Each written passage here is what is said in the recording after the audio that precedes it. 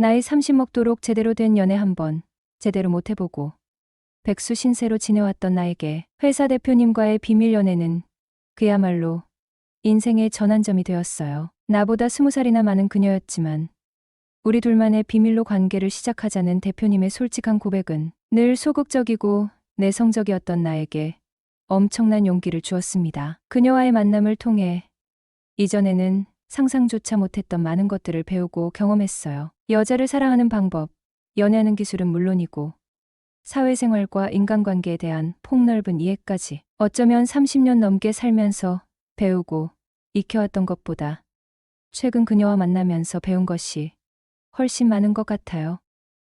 어릴 적 저는 흔히들 말하는 착하고 순한 아이였습니다. 중학교 때까지는 공부도 곧잘 해서 칭찬을 많이 받았고 부모님을 비롯한 어른들, 선생님, 심지어 친구들, 부모님까지 저를 좋게 봐주셨어요. 그야말로 순한 모범생이었죠. 작은 학급이었지만 전교 1, 2등을 다투었고 그때의 성적이 마치 제 인생의 가장 큰 업적처럼 느껴지곤 했으니깐요. 돌이켜보면 그 모든 게 제 생각이었는지 아니면 주변 사람들의 기대였는지조차 헷갈립니다. 저는 남들의 평가와 시선에만 갇혀 살았던 것 같아요. 남들이 하는 생각이 곧 제 생각인 듯 유행을 좇고 다른 사람의 명언을 따라 하며 그것이 곧 나라고 착각하며 살아왔습니다. 고등학교에 들어가서는 잠시 방황하며 성적이 크게 떨어졌어요. 새로운 환경에 제대로 적응하지 못하고 우울감을 느꼈거든요. 초등학교 5학년 때 사춘기를 겪었다고 생각했는데 다시 사춘기가 찾아온 건지 혼란스러웠습니다. 가족들과 대화도 끊고 하루 종일 핸드폰만 붙잡고 살았고 학교에서는 잠만 잤습니다. 지금 생각해보면 청소년 우울증이었던 것 같습니다. 다행히 시간이 지나면서 괜찮아졌고 뚝 떨어졌던 성적도 중상위권까지 다시 끌어올렸어요. 물론 과목별 편차는 컸지만요. 어쨌든 무난하게 대학에 진학했지만 또다시 우울감을 겪었네요. 새로운 환경에 적응하는 것에 어려움을 느껴 환경 변화에 대한 두려움이 컸던 것 같습니다. 1년 정도 힘든 시간을 보내고 다시 괜찮아졌고 군입대와 제대 그리고 졸업까지 무사히 마쳤습니다. 하지만 졸업 후 4년 동안 저는 아무것도 하지 않았어요. 백수 생활을 했던 거죠. 1년 정도 열심히 구직 활동을 했지만 제가 원하는 연봉과 직종의 회사는 저를 받아주지 않았습니다. 몇 번의 쓴 고배를 마시고 나니 깊은 상심과 함께 다시 방황이 시작되었어요. 내가 이 직업을 선택하면 정말 행복할까? 아니, 평범하게라도 살아갈 수 있을까? 이런 힘든 일을 평생 해야 한다고? 몸과 마음은 지쳐가는데 그만큼의 보상은 없고 정신적으로만 피폐해지는 것 같아 끊임없이 자문하며 괴로워했습니다. 그렇게 거의 4년이라는 시간이 흐른 뒤 저는 드디어 취업이라는 것을 하게 되었죠. 외삼촌의 대학 동창분 아내분이 운영하는 가구 회사였어요. 주로 해외 수입 가구 유통도 함께하는 직원 수십 명 정도의 중소기업이었지만 업계에서는 꽤나 이름 있는 회사였습니다. 하지만 회사가 경기도 외곽 한적한 시골 마을에 있다는 것이 가장 큰 단점이었어요. 집에서 출퇴근이 불가능했거든요. 그래서 처음에는 삼촌 소개라는 말에도 콧방귀를 뀌며 거들떠보지도 않았습니다. 하지만 이렇게 빈둥거리지 말고 뭐라도 시작해봐라. 더 늦으면 넌 정말 루저 인생이 되는 거야. 라는 삼촌의 뼈아픈 충고가 가슴에 송곳처럼 박혔습니다. 늘 좋은 말만 해주던 삼촌에게서 듣는 쓴소리는 더 이상 이렇게 살면 안 되겠다는 절박한 깨달음을 주었어요. 결국 저는 삼촌의 말을 따르기로 했습니다. 약속 시간에 맞춰 이력서를 들고 회사로 향했습니다. 삼촌에게 회사 소개를 받을 때 대표님에 대한 이야기도 함께 들었습니다. 삼촌 친구의 아내이고 나이는 50세, 일에 미쳐 가정은 뒷전이고 사업 확장에만 몰두하는 여자. 일 처리가 꼼꼼하고 엄격해서 한번 눈 밖에 나면 끝장이라는 무시무시한 경고까지. 하지만 초행길인데다 내비게이션을 잘못 설정하는 바람에 길을 헤매 약속 시간보다 15분이나 늦었습니다. 숨을 헐떡이며 사무실 문을 열고 들어섰습니다. 아니, 첫 만남부터 이렇게 늦어도 되는 거예요? 대표님은 제가 들어서자마자 날카로운 눈빛으로 쏘아붙였습니다. 아, 큰일 났네. 시작부터 꼬이는 건가? 속으로 불안감이 엄습했습니다. 대표님, 정말 죄송합니다. 다음부터는 절대 이런 일 없도록 하겠습니다. 이번 한 번만 너그러이 용서해 주십시오. 저는 최대한 죄송한 표정을 지으며 대표님께 이력서를 건넸습니다. 대표님은 언짢은 표정을 애써 감추며 저를 훑어보더니 입을 열었어요. 나는 약속 시간을 가장 중요하게 생각합니다. 앞으로 명심하세요. 오늘은 삼촌 얼굴 봐서 그냥 넘어가는 거예요. 네. 정말 감사합니다. 저는 이 정도에서 끝난 것을 다행이라고 생각하며 자리에 앉아 대표님을 자세히 살펴보았습니다. 50대라는 나이가 믿기지 않을 정도로 주름 하나 없이 고운 피부를 가지고 있었어요. 화려한 미인은 아니었지만 수수하면서도 세련된 분위기가 느껴졌어요. 200억 매출을 올리는 회사의 대표이사답게 어딘가 모르게 품이 있고 세련된 강남 사모님 같은 느낌도 풍겼습니다. 정태 씨는 서울에 있는 좋은 대학까지 나왔는데 이런 총구석에서 힘든 일을 할 수 있겠어요? 대표님은 첫 질문부터 날카롭게 물어왔습니다. 네, 할 수 있습니다. 저도 더 이상 물러설 곳이 없습니다. 저는 있는 힘껏 대답했습니다. 그리고 긴장한 탓에 횡설수설하며 입사 동기에 대해 설명하기 시작했어요. 얼굴에는 땀이 송골송골 맺히기 시작했죠. 제가 긴장하면 땀을 좀 많이 흘리는 편이었거든요. 그때 갑자기 대표님이 정태 씨, 괜찮으니 땀 좀 닦고 천천히 이야기해요. 라며 물티슈를 한 장 뽑아 건네주시는 것이었습니다. 살짝 미소까지 지으면서요. 처음에 냉랭한 모습과는 전혀 다른 따뜻한 행동에 긴장이 조금 풀렸습니다. 정태 씨, 내가 잡아먹는 사람 아니니까 심호흡 한번 하고 다시 해봐요. 아, 네, 대표님, 감사합니다. 저는 감사 인사를 하며 다시 입을 열려는 순간 대표님이 재미있다는 듯 제 얼굴을 빤히 쳐다보고 있었습니다. 대표님, 혹시 제가 뭐 실수라도 됐어요. 뻔한 이야기 다 아는 내용인데 뭘. 우리 함께 일해 봅시다. 그렇게 저는 높은 연봉에 혹해 이 회사에 발을 들여놓게 되었습니다. 회사에 입사한 지 석 달쯤 되었을 무렵 점심시간 직후 대표님께서 나를 찾으셨다. 정태 씨, 오늘 퇴근 후에 사장실로 잠깐 들르세요. 그 말씀을 듣는 순간 심장이 덜컥 내려앉는 듯했다. 혹시 내가 무슨 실수를 저지른 걸까? 혹시 일자리를 잃게 되는 건 아닐까? 온갖 불길한 상상들이 머릿속을 어지럽혔다. 오후 내내 불안감에 휩싸여 도무지 일에 집중할 수가 없었다. 드디어 퇴근 시간. 다른 직원들은 하나둘씩 퇴근했지만 나는 무거운 발걸음을 억지로 옮겨 대표님 방으로 향했다. 대표님은 책상에 앉아 컴퓨터를 보고 계셨다. 내가 들어서자 환하게 웃으시며 사무실 한쪽에 놓인 소파를 가리키셨다. 앉아요. 정태 씨, 도대체 무슨 일로 나를 부르신 걸까? 긴장감과 궁금증이 뒤섞여 심장이 쿵쾅거렸다. 대표님은 내 앞에 마주 앉으시더니 요즘 회사 일은 좀 어때요? 하며 조심스럽게 입을 여셨다. 나는 애써 긴장을 감추며 일은 별로 힘들지 않습니다. 선배님들도 잘 챙겨주시고 재미있게 일하고 있습니다. 라고 대답했다. 대표님은 내가 회사에 잘 적응하고 있는지 궁금해서 편하게 이야기 나누고 싶어 불렀다고 하셨다. 해고 통보가 아니라는 사실에 온몸에 안도감이 밀려왔다. 그제야 긴장이 풀리면서 비로소 주변이 눈에 들어오기 시작했다. 대표님은 참 나이에 비해 세련되고 멋지셨다. 훤칠한 키에 늘씬한 몸매, 감각적인 원피스 차림은 마치 젊은 커리어우먼을 연상시켰다. 젊었을 때는 꽤나 인기 많으셨겠지. 나도 모르게 그런 생각이 스쳐 지나갔다. 소소한 대화가 이어지던 중 대표님은 저녁 식사를 주로 어떻게 해결하는지 물으셨다. 나는 주로 마트에서 냉동식품을 사다 먹거나 근처 식당에서 대충 때운다고 말씀드렸다. 대표님은 안타까운 표정으로 젊은 사람은 밥을 잘 챙겨 먹어야 힘을 쓰지 하며 걱정하셨다. 회사 직원 대부분은 가정이 있는 사람들이라 퇴근 후 곧장 집으로 향했지만 미혼인 나는 원룸에서 자취를 하고 있었기에 늘 혼자서 저녁을 해결해야 했다. 대표님은 내가 회사에 잘 적응하고 열심히 일하는 모습이 고맙고 대견하다며 우리 삼촌과도 아주 친한 사이시라고 말씀하셨어요. 그래서 나를 좀 챙겨주고 싶었는데 다른 직원들 눈치도 보이고 괜히 낙하산 소문이라도 나면 나에게도 좋을 게 없을 것 같아 그동안 지켜봐 왔다고 하셨다. 그러시면서 뜻밖에도 오늘 저녁을 대표님 댁에서 함께하면 어떻겠냐고 제안하셨어요. 그동안 회사 일이 너무 바빠 나에게 전혀 신경을 쓰지 못해 미안하다는 말씀도 덧붙이시면서 정태 씨, 혹시 오늘 저녁 시간 괜찮아요? 네, 대표님.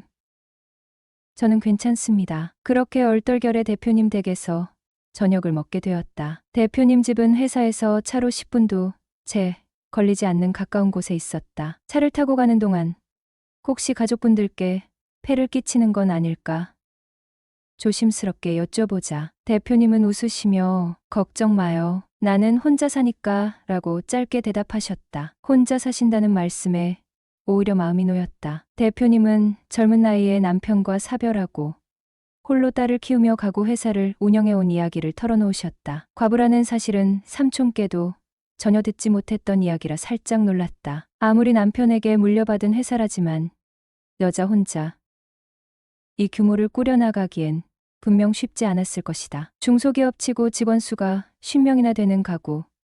회사는 결코 작지 않았으니까. 그리고 딸은 미국으로 유학을 갔다가 결혼해서 그곳에서 살고 있다고 하셨다. 갑자기 집안 이야기를 꺼내시는 것을 보니 왜 나에게 저녁 식사를 제안하셨는지 조금은 이해가 되는 듯했다. 대표님 역시 매일 저녁을 혼자 드셨던 것이다. 시아버지로부터 물려받은 사업을 혹시나 자신의 손으로 망치지는 않을까. 여자는 사업을 모른다는 편견에 맞서 싸운 지난 날들. 하지만 대표님은 이미 업계에서 손꼽히는 성공한 여성 CEO로 유명하셨다. 청산과부로 홀로 아이를 키우면서 사업에 뛰어든 지 15년 만에 회사를 탄탄한 반석 위에 올려놓으셨기 때문이었다. 나 역시 오랜 백수 생활에 여자친구와도 헤어지고 힘든 시간을 보냈던 이야기를 대표님께 털어놓았다. 그렇게 서로의 진솔한 이야기를 나누다 보니 대표님이 한결 편안하고 친근하게 느껴졌다. 정태 씨,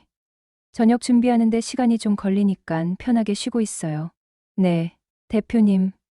감사합니다. 대표님은 발목까지 오는 개나리색 홈드레스로 갈아입고 나와 주방에서 저녁 준비를 시작하셨고 나는 거실 소파에 앉아 TV를 보면서 슬쩍슬쩍 주방 쪽을 쳐다보았다. 고소한 된장 냄새가 코를 간지럽혔다. 저절로 입안에 군침이 돌았다. 이게 얼마 만에 맡아보는 집밥 냄새인가 생각해보니 집밥을 얻어먹었던 기억은 엄마와 숙모뿐이었는데 세 번째 집밥이 대표님이라니 기분이 참 묘했다. 주방에서 분주하게 움직이는 대표님의 뒷모습을 바라보며 내 감정은 복잡하게 얽혀들었다. 용기를 내어 조심스럽게 대표님을 불렀다. 대표님, 잠시만요. 왜 그래요?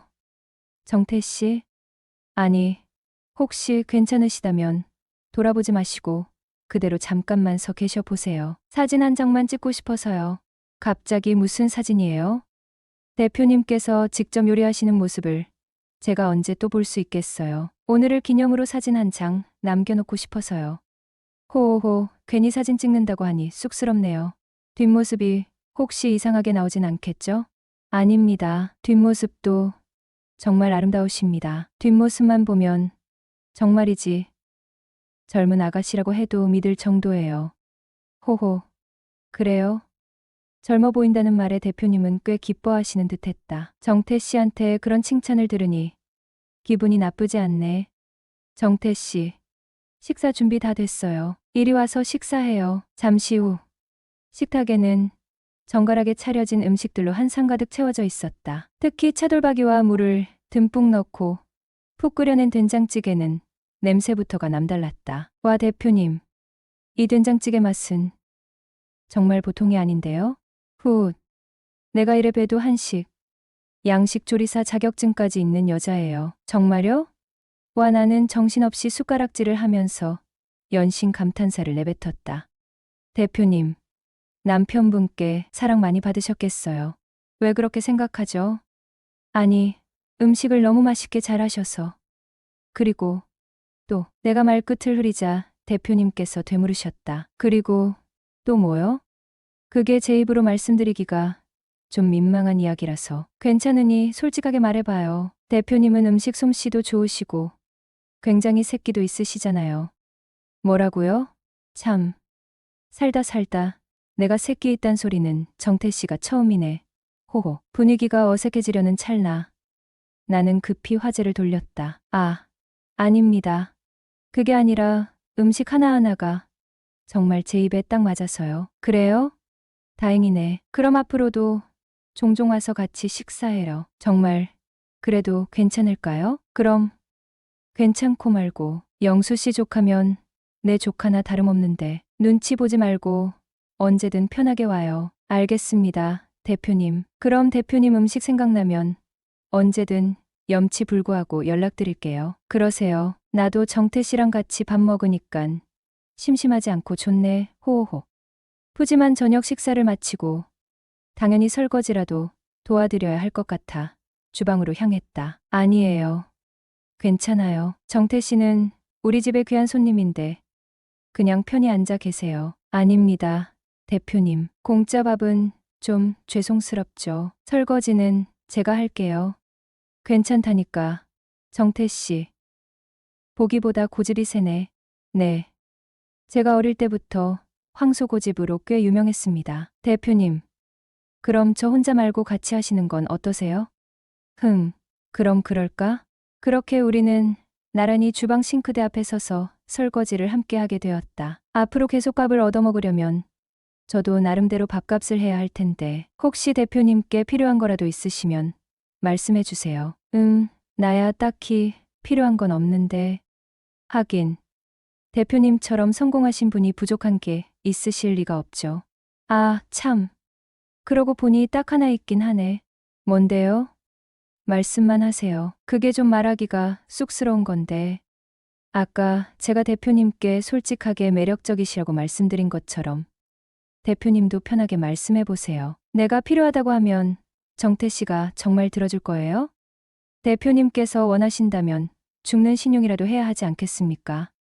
내가 남자가 없잖아. 바로 그 순간 선방처럼 스치는 깨달음이 머리를 강타했다. 대표님이 나에게 원하는 게 혹시 남자친구? 온몸에 소름이 쫙 돋았다. 그제야 비로소 대표님의 노골적인 시선, 저녁 식사 초대, 그리고 묘한 농담들이 마치 퍼즐 조각처럼 제자리를 찾아 맞춰지는 듯했다. 나이 차이가 꽤 나는 여성과의 연애는 단 한 번도 상상해 본 적 없는 낯선 영역이었기에 솔직히 마음이 혼란스러웠다. 더욱이 대표님은 삼촌의 오랜 친구의 아내, 즉 숙모와 비슷한 연배의 분이시지 않은가. 정신이 번쩍 들었다. 남자가 없다는 대표님의 말은 단순한 푸념이 아니었던 것이다. 나를 남자로 보고 있다는 뜻일까? 아니, 설마. 아무리 그래도 그렇지. 나이 차이가 얼만데, 게다가 삼촌 친구의 아내인데. 온갖 생각들이 머릿속에서 빠르게 회전하며 혼란스러움을 증폭시켰다. 정태 씨, 이대로 그냥 보내기가 좀 아쉬운데 우리 간단하게 맥주라도 한 잔 더 할까요?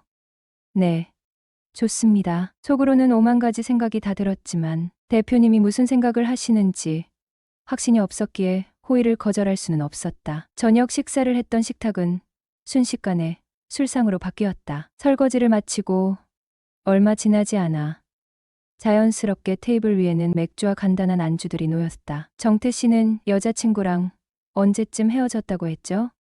제가 입사하기 2달 전이니까 벌써 반년 정도 된 것 같네요. 그래요? 그럼 반년 넘게 호랍이 신세였던 거네? 벌써 그렇게 되었네요. 예전엔 몰랐는데 나이 드니깐 여자 만나는 게 더 힘들어지는 것 같아요. 아무래도 회사가 총구석에 있어서 그런가? 괜히 내가 정태 씨한테 미안해지네. 그게 무슨 말씀이세요? 저같이 변변찮은 경력에 능력도 없는 사람이 어디 가서 이런 대우 받으며 일하겠어요. 다 대표님 덕분이죠. 사실 회사가 경기도 외곽에 있다는 건 아쉬운 점이었지만 회사 복지나 연봉만큼은 중소기업 치고는 꽤 괜찮은 편이었다. 맥주 몇 잔이 오가자 술기운이 살짝씩 올라왔고 대화는 점점 더 깊은 속내를 드러내기 시작했다. 대표님은 남편분과 사별하시고 쭉 혼자 지내셨어요? 정태 씨, 나 조선시대 남편만을 위해 절개 지키며 사는 그런 사람은 아니에요. 내가 얼마나 남자를 좋아하는데. 대표님이 갑자기 발끈하며 소리치시는 바람에 순간 움찔했다. 아, 아니에요. 그냥 궁금해서 여쭤본 거예요. 미안해요. 내가 갑자기 흥분했네. 대표님은 멋쩍게 웃으시며 말을 이으셨다. 연애를 아예 안 한 건 아니에요. 했지만 다들 꿍꿍이가 있더라고. 꿍꿍이라니요? 내가 회사를 물려줄 사람이 없잖아. 하나뿐인 딸은 엄마는 안중에도 없고 한국에 들어올 생각도 안 하니 얘기를 들어보니 그동안 만났던 남자들에게 꽤 상처를 받았던 모양이었다. 나 사실 남자를 진지하게 사귀고 싶진 않은데 연애는 하고 싶어요. 대표님은 뜬금없이 속마음을 툭 털어놓으셨다. 더 이상 감정 소모하는 연애는 질색이고 가볍게 즐길 수 있는 상대를 만나고 싶다는 뜻이었다. 대표님은 나이에 비해 정말 고우신데 엔조이 얼마든지 만나실 수 있으실 거예요. 참나, 내가 진짜 술에 취했나 봐. 정태 씨 앞에서 못하는 말이 없네. 암튼 그건 그냥 내 작은 희망사항이고 현실적으로 그렇게 살기엔 너무 늙었지.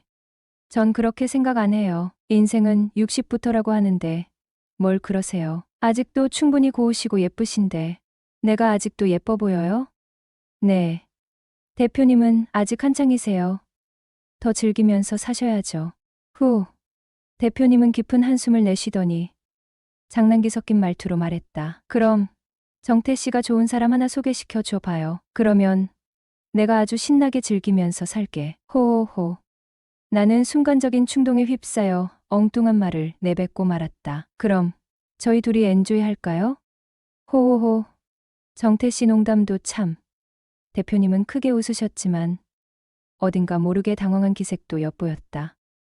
며칠 뒤 또다시 대표님의 집을 찾았다. 퇴근 직전 대표님에게서 카톡 메시지가 도착했다. 정태 씨, 오늘 저녁 우리 집에서 어때요? 첫날처럼 맛있는 저녁 식사가 이어졌다. 식사를 마치고 나니 대표님이 갑자기 소화도 시킬 겸 잠시 산책이나 다녀올까 제안하셨다. 좋다고 대답했다. 대표님은 편안한 운동복으로 갈아입겠다며 안방으로 들어가셨고 10분쯤 지났을까 방에서 나오셨다. 정태 씨, 나 어때요?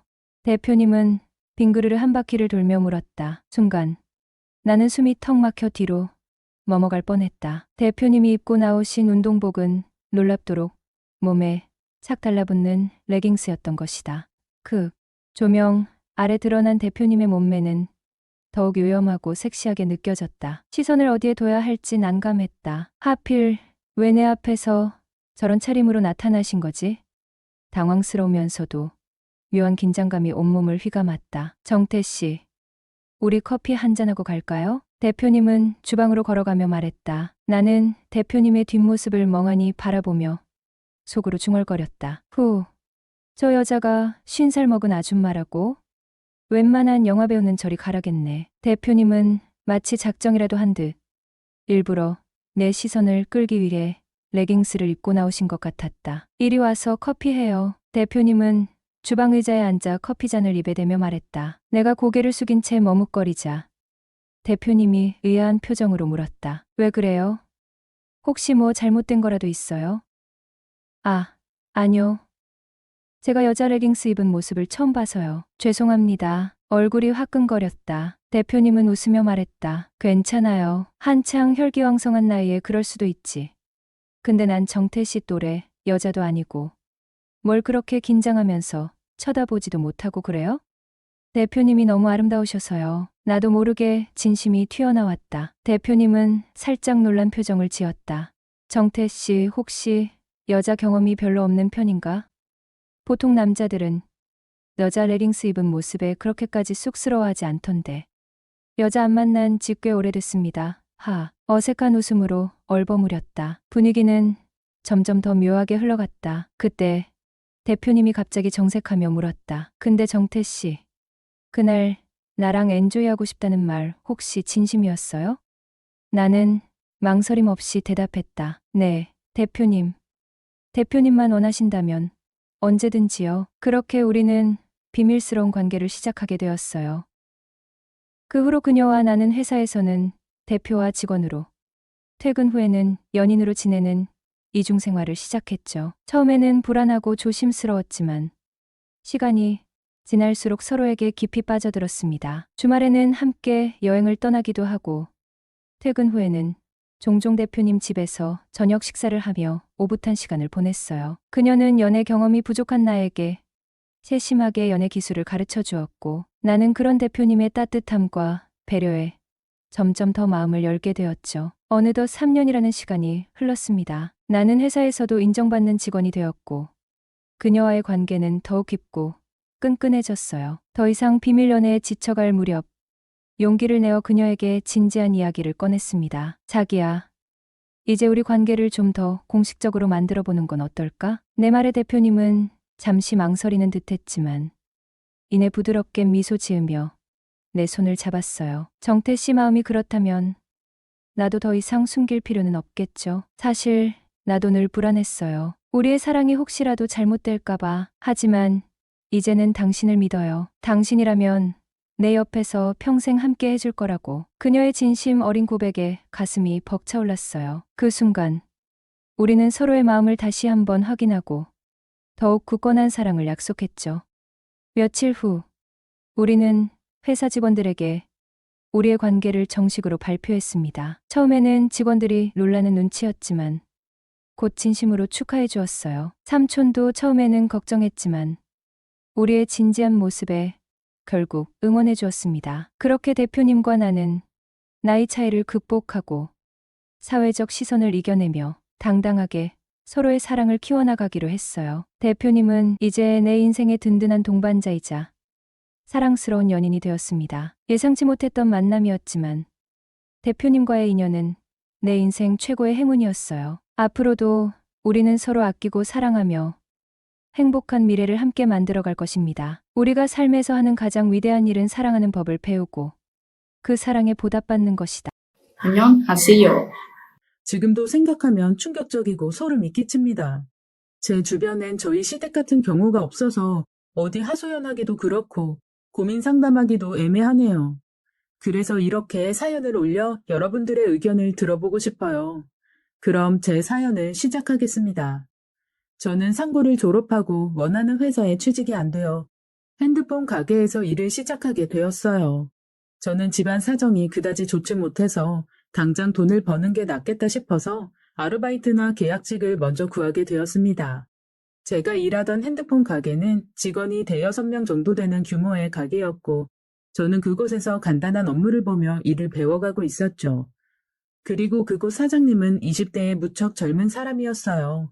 젊은 나이에 창업을 해서 성실하게 일하고 영업 실적도 좋으신 사장님을 보며 멋있다는 생각이 들었습니다. 저보다 8살 많으신데 사회생활을 일찍 하셔서 그런지 배울 점도 많더라고요. 저는 핸드폰 가게에서 일을 하다 보니 재미있어서 계속 근무를 하게 되었어요. 사장님과 다른 직원들 모두 성격이 좋아서 나름 잘 적응할 수 있었죠. 특히 사장님이 무척 친절하게 대해주셨습니다. 저는 그런 사장님께 남모르게 좋아하는 마음이 생기게 되었어요. 하지만 사장님에겐 여자친구가 있었죠.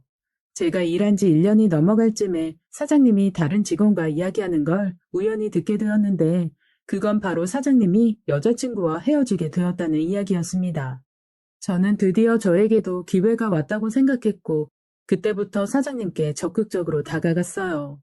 가게에서 일할 때 사장님 눈에 들기 위해 더 열심히 하고 사장님께도 싹싹하게 대했습니다. 특히 사장님께 이것저것 챙겨드리곤 했어요. 추운 날씨엔 제가 직접 짠 핸드메이드 목도리도 선물하고 생일 선물도 챙겨드리게 되었습니다. 하지만 사장님은 저의 그런 호의를 부담스러워 하셨어요. 저를 어린애로만 보시고는 언제나 선을 그으시더라고요. 사실 8살 나이 차이가 그렇게 큰 게 아니라고 생각했는데 사장님은 저를 어리게만 보니 제 마음은 답답하기만 했습니다. 그러던 어느 날 제가 사장님의 돌같던 마음을 움직이게 된 계기가 있었는데요. 그건 바로 제가 사장님의 어머니께서 갑상선암에 걸려 수술을 받으셨다는 이야기를 듣게 된 후부터였습니다. 사장님은 외아들이었고 어머니와 아버지와 단 3식구가 함께 산다고 들었었어요. 어머니가 수술을 받고 몸져 누워 계시니 집안을 돌봐줄 사람이 아무도 없어서 힘들겠구나 싶더라고요. 아니나 다를까 사장님은 입던 옷을 3일이나 입고 나올 정도로 하루하루 행색이 초라해져 갔어요. 가게 일도 바쁜데 어머니 챙기랴 무척 힘들어 보였습니다. 그래서 저는 사장님을 위해서 사장님의 어머니를 위해 도움이 될 게 뭐가 있을까 생각해 보았죠. 인터넷에 갑상선암에 대해 알아보니 수술 후의 사후 관리가 더 중요하다고 하더라고요. 특히 음식을 잘 가려서 먹어야 한다길래 저는 갑상선암에 좋다는 음식들을 준비해서 가게에 출근하게 되었어요. 그리고 사장님이 퇴근하시는 길에 사장님께 제가 준비한 것들을 드리게 되었습니다. 사장님, 어머니가 편찮으시다고 들었어요. 이거 별건 아닌데 그래도 도움이 될까 싶어서 한번 만들어 봤어요. 지연 씨, 이게 뭐예요? 아, 이거 반찬들이에요. 갑상선암 수술 후에 좋다는 음식들로 준비해봤어요. 사장님 어머님이 수술한 지 얼마 안 되셔서 식사 챙겨 드시기 어려울 것 같아서요. 사장님은 제 말에 잠깐 머뭇거리더라고요. 지연 씨가 이렇게 챙겨주는 마음은 정말 고마운데 좀 부담스럽고 미안하네요. 사장님 부담 갖지 말고 가져가세요. 전 그냥 사장님이 저한테 잘 대해주셔서 고마운 마음으로 드리는 것 뿐이에요. 그리고 이거 코코넛 오일인데 이게 진짜 좋다네요.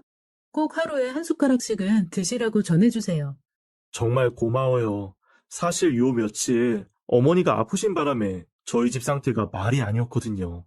저희 어머니까지 생각해서 이런 걸 다 만들어주고 지연 씨 어리게만 봤는데 참 속이 깊으시네요. 정말 고마워요. 이건 어머니께 잘 전해드릴게요. 그날 이후 사장님이 저를 바라보는 눈빛이 조금은 달라진 걸 느꼈어요. 그 후로도 저는 몇 번 더 반찬을 만들어 사장님께 보내드렸습니다. 사장님은 저의 그런 행동에 감동을 받았는지 어느 날은 퇴근할 때 저에게 할 말이 있다고 퇴근하지 말고 잠깐 기다려달라고 했어요. 저는 다른 직원들이 퇴근할 때까지 기다렸고 모두가 퇴근한 후에 사장님이 제게 와서 말을 걸었어요. 지연 씨, 그동안 너무 고마워요.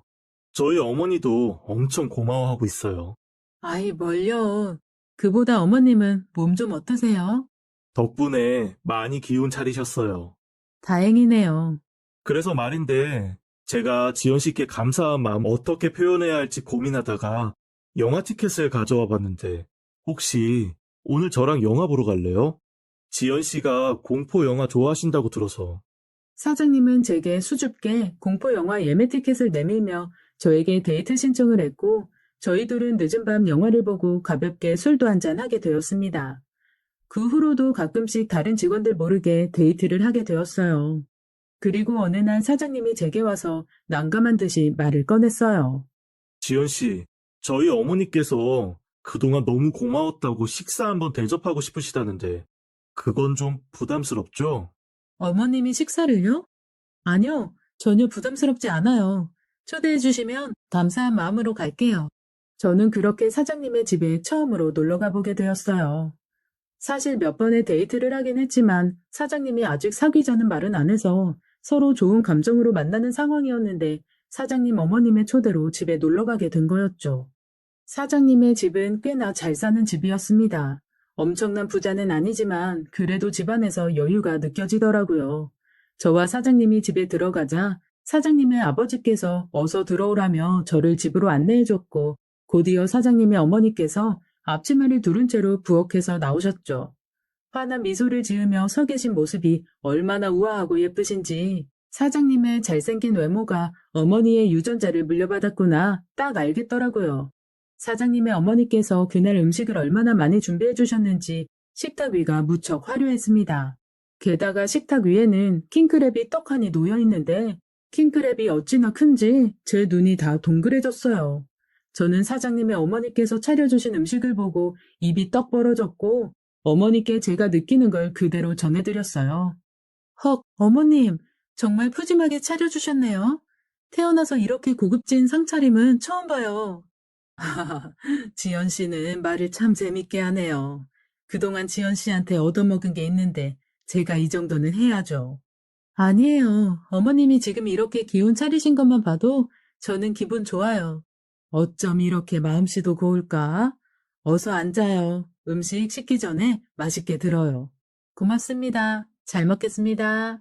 사장님의 아버지는 제게 게살을 발라주기도 하고 저를 아주 귀한 손님 대하듯이 챙겨주셨어요. 그리고 식사가 거의 다 끝나갈 즈음 사장님의 아버지께서 말씀하시더라고요. 우리 정훈이한테 들었는데 아가씨가 참 성실하고 착하다고 하더군요. 칭찬 감사합니다. 나는 아가씨가 참 순수해 보여서 마음에 드는데 아가씨는 우리 정훈이가 어때요? 아버지, 그런 말은 실례예요. 아버지가 주책이시네.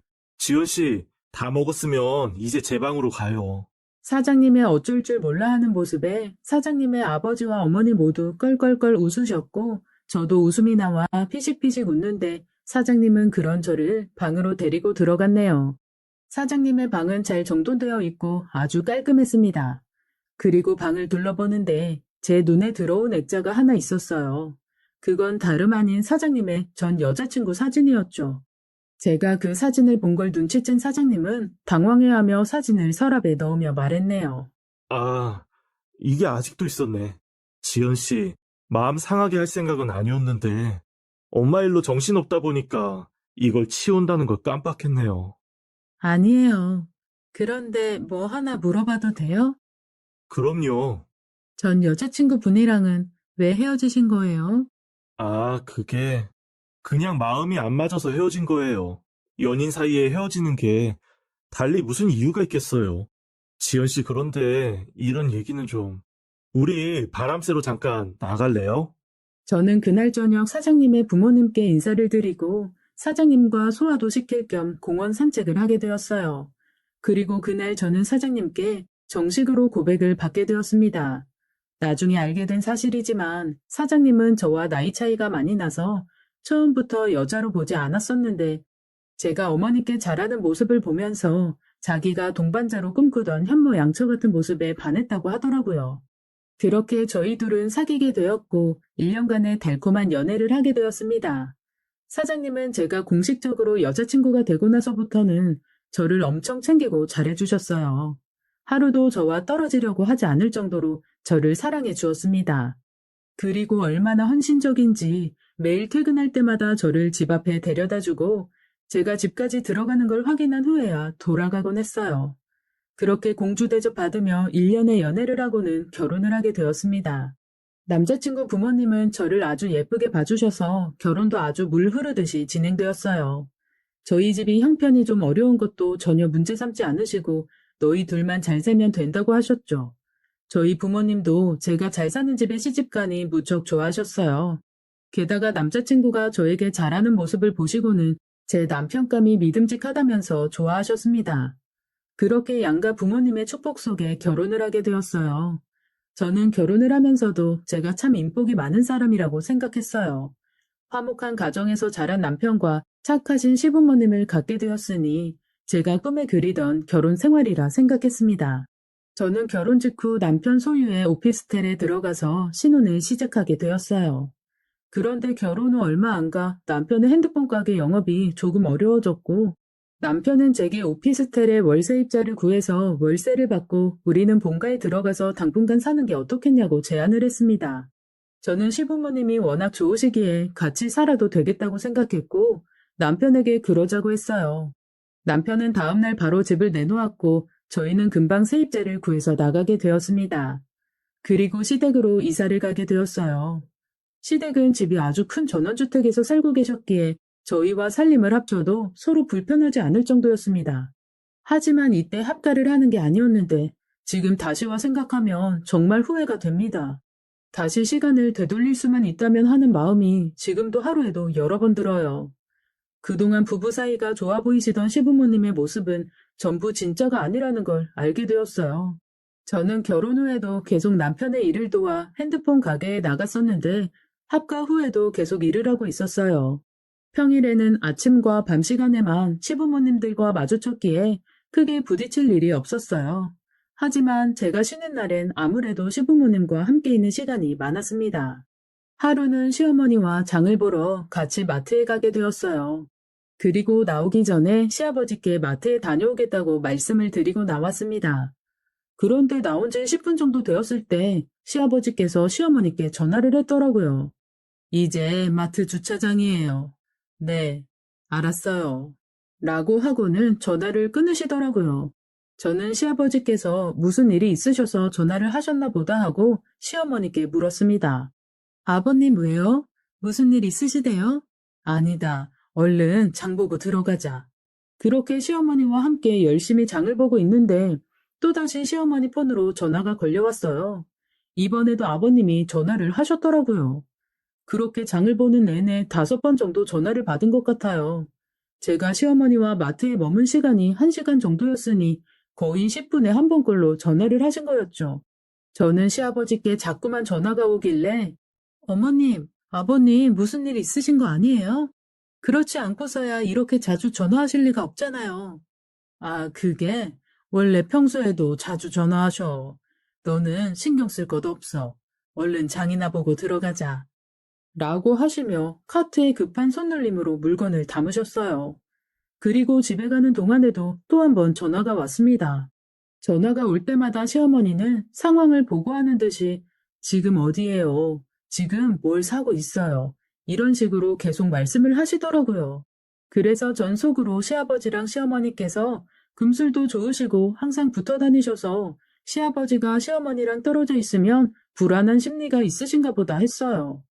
그리고 그날 이후 장 보러 갈 때마다 늘 비슷한 일을 겪었습니다. 그런데 시어머니는 그게 익숙한 듯 그저 일 처리를 빨리 하고 집에 가시려고 하셨어요. 그러던 어느 날 퇴근 후에 집에 가보니 웬 젊은 남자가 시댁에 짐을 들이고 있더라고요. 어머님, 저 사람 누구예요? 아, 우리 집에 방이 좀 많잖아. 그래서 2층에 새를 좀 놨어. 너희 시아버지가 일을 안 하시니까 우리 용돈이라도 좀 벌었을 겸해서 잠만 잔다는 사람 구했다. 그러시구나. 잘 됐네요. 그렇게 저희 집에는 20대 중반쯤으로 보이는 젊은 남자가 새를 들어와 살게 되었어요. 안녕하세요. 어머님 말대로 집에서 밥은 안 해먹고 잠만 자고 왔다 갔다 하더라고요. 그래서 그 사람은 아침에 출근하고 퇴근 후 밤늦게 들어오느라 얼굴 마주칠 일도 거의 없었습니다. 그러던 어느 날 세입자가 아침에 출근을 하면서 저희 시어머니께 목 인사를 하고 나가는 걸 보게 되었어요. 시어머니도 세입자에게 답인사를 하며 잘 다녀오라고 예의상 인사를 해주시더라고요. 그런데 그 모습을 지켜보시던 시아버지께서 하시는 말씀이 젊은 남자 왔다 갔다 하니까 좋냐? 아주 입이 귀에 걸렸네. 너, 내가 다 지켜보고 있으니까 조심해라. 라고 하시는 겁니다. 저는 시아버지의 저런 말에 너무 놀라 지금 우리 시아버지가 하신 말씀이 맞나 확인차 시아버지를 돌아보게 되더라고요. 그런데 그건 정말 저희 시아버지가 하신 말씀이 맞았어요. 그때 남편도 같이 있었고 시아버지가 하는 말을 함께 듣게 되었죠. 남편은 약간 제 눈치를 보며 얼른 출근하자고 하며 저를 데리고 집에서 나왔어요. 저는 남편에게 아까 시아버지가 시어머니께 왜 그런 식으로 말씀하신 거냐고 물었고 남편은 그제야 제게 시아버지께 약간 의처증 같은 게 있다고 얘기를 해주더라고요.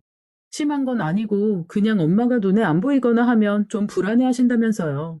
남편 말로는 시어머니가 젊은 시절부터 외모가 눈에 띄게 예뻐서 시아버지가 좀 불안해하는 그런 게 있었다고 하더라고요.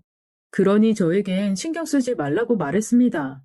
사실 신경 안 쓰기엔 저에겐 시아버지의 언행이 좀 놀라웠는데 그날 후로도 시아버지는 툭 하면 시어머니께 어디 갔다 왔어? 당신 바람 피우는 거 내가 모를 줄 알아? 내가 계속 지켜보고 있으니까 그런 줄 알아. 라고 말하곤 했어요. 그런 시아버지를 볼 때면 전 늘 불안한 마음이 들었습니다. 그리고 그런 말을 듣고 있는 시어머니 표정도 무척 안 좋으셔서 제가 살얼음판을 걷는 기분이었어요. 그날 일도 저에겐 좀 충격이었는데 몇 달 후에 훨씬 더 충격적인 일이 터졌어요. 어느 날 저녁 시아버지께서 엄청 화가 나신 채 집에 들어오셨더라고요. 며느리가 보던지 말던지 듣던지 말던지 전혀 신경 쓰지 않으시고 시어머니 이름을 욕을 섞어서 막 부르며 어디 있냐고 찾으시는 거였어요. 순자 어딨어? 이 여편네가 감히 날 두고 딴 남자랑 놀아나? 당장 안 나와? 그때 마침 어머님이 음식을 사오셨는지 하얀 봉지 안에 음식 포장이 잔뜩 들려있더라고요. 시어머니는 영문도 모르고 집에 들어오셨다가 시아버지가 갑자기 머리채를 잡고 끌고 가시는 바람에 반항도 못하시고 그대로 안방으로 끌려가셨어요. 눈앞에서 가정폭력이 일어나는 걸 본 저는 너무 놀라 소리를 질렀고 남편에게 어서 말려보라고 했습니다. 남편도 놀란 모습으로 시어머니를 시아버지로부터 떼어내며 시아버지를 진정시켰어요. 그리고 시아버지께서 왜 이렇게 화가 잔뜩 나셨는지 시아버지의 입을 통해 듣게 되었습니다. 네가 감히 딴 놈이랑 모텔을 드나들어? 어떤 놈이야? 어떤 놈이랑 뒹굴었냐고?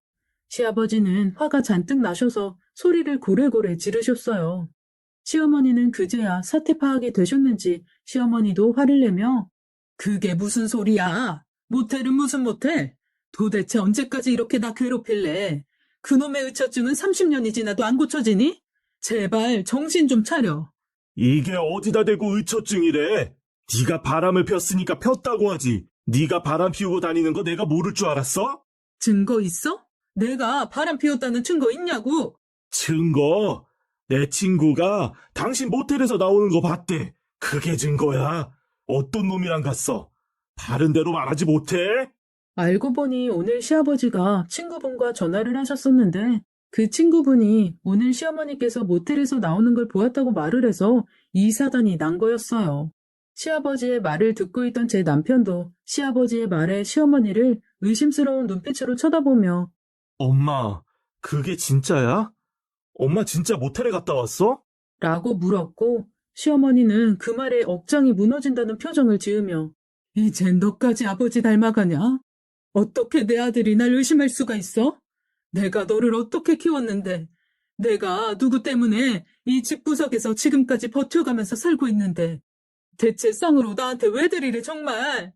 아버지 친구가 엄마 모텔에서 나오는 거 봤다고 하니까 그렇지. 아버지, 친구가 그렇게 말한 거 진짜 맞아요? 그렇다니까. 내가 친구놈 전화 받고 지금 화딱지가 나서 속에서 아주 천불이 난다. 그동안 네 엄마가 나 속이고 모텔 드나든 것만 생각하면 아주 배 죽이고 싶다고. 당신 그 친구 누구야? 지금 당장 삼자 되면 하자고 해. 당장 우리 집으로 오라고 하라고. 어디서 바람 피워놓고 큰 소리야, 큰 소리가. 내가 김씨 지금 오라고 할 테니까 딱 기다려. 제가 볼 땐 시어머니는 정말 결백을 주장하는 것 같아 보였는데 시아버지의 친구분이 시어머니가 모텔에서 나오는 걸 봤다고 하니 도대체 누가 맞는 말을 하는 건지 헷갈릴 지경이었죠. 그래도 전 우리 시어머니께서 그러실 분이 아니라고 속으로 믿고 있었어요. 시아버지께서 친구분을 집으로 부른 사이 저는 울고 계신 시어머니께 물을 떠다 드리고 진정시켜 드리고 있었습니다. 한 30분 정도 기다리자 시아버지의 친구분이 정말 집으로 오셨고 친구분을 본 시어머니께서 주방에서 달려나와 따지듯이 물었어요. 김 사장님, 오늘 제가 모텔에서 나오는 거 보셨다고 이 양반한테 말했어요? 그래, 김씨, 말해봐. 자네가 아까 나랑 전화할 때 우리 안사람이 모텔에서 나왔다고 하지 않았어? 뭐? 아니, 내가 언제 그렇게 말했나?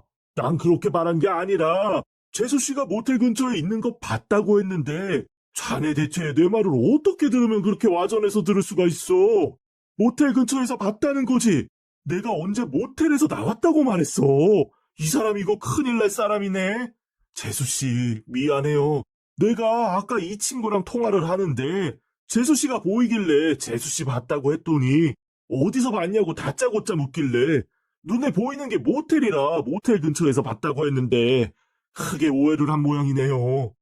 김 사장님, 왜 하필 모텔 근처라고 말하신 거예요? 거기 상가 밀집 지역이라 다른 데도 많았을 텐데. 죄송하게 됐습니다, 재수씨. 나는 그냥 눈에 들어오는 간판 읽는다는 게 그만.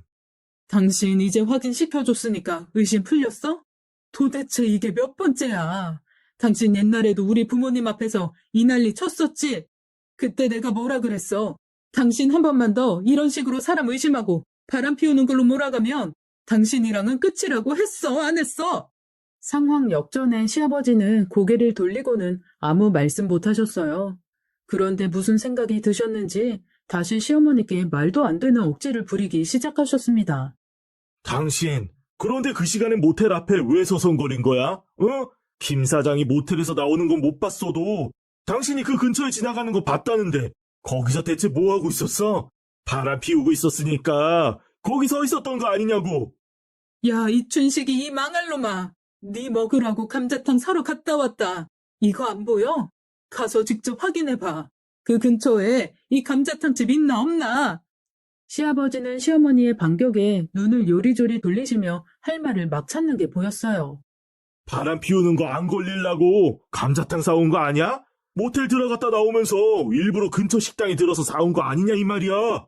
그 말에 시어머니는 무언가 단념한 듯한 표정으로 시아버지를 쳐다보셨고 그대로 짐을 싸시기 시작하셨어요. 시아버지는 시어머니가 짐을 못 싸게 말리시고 밀치시길래 저와 남편이 시아버지를 막아 세웠습니다.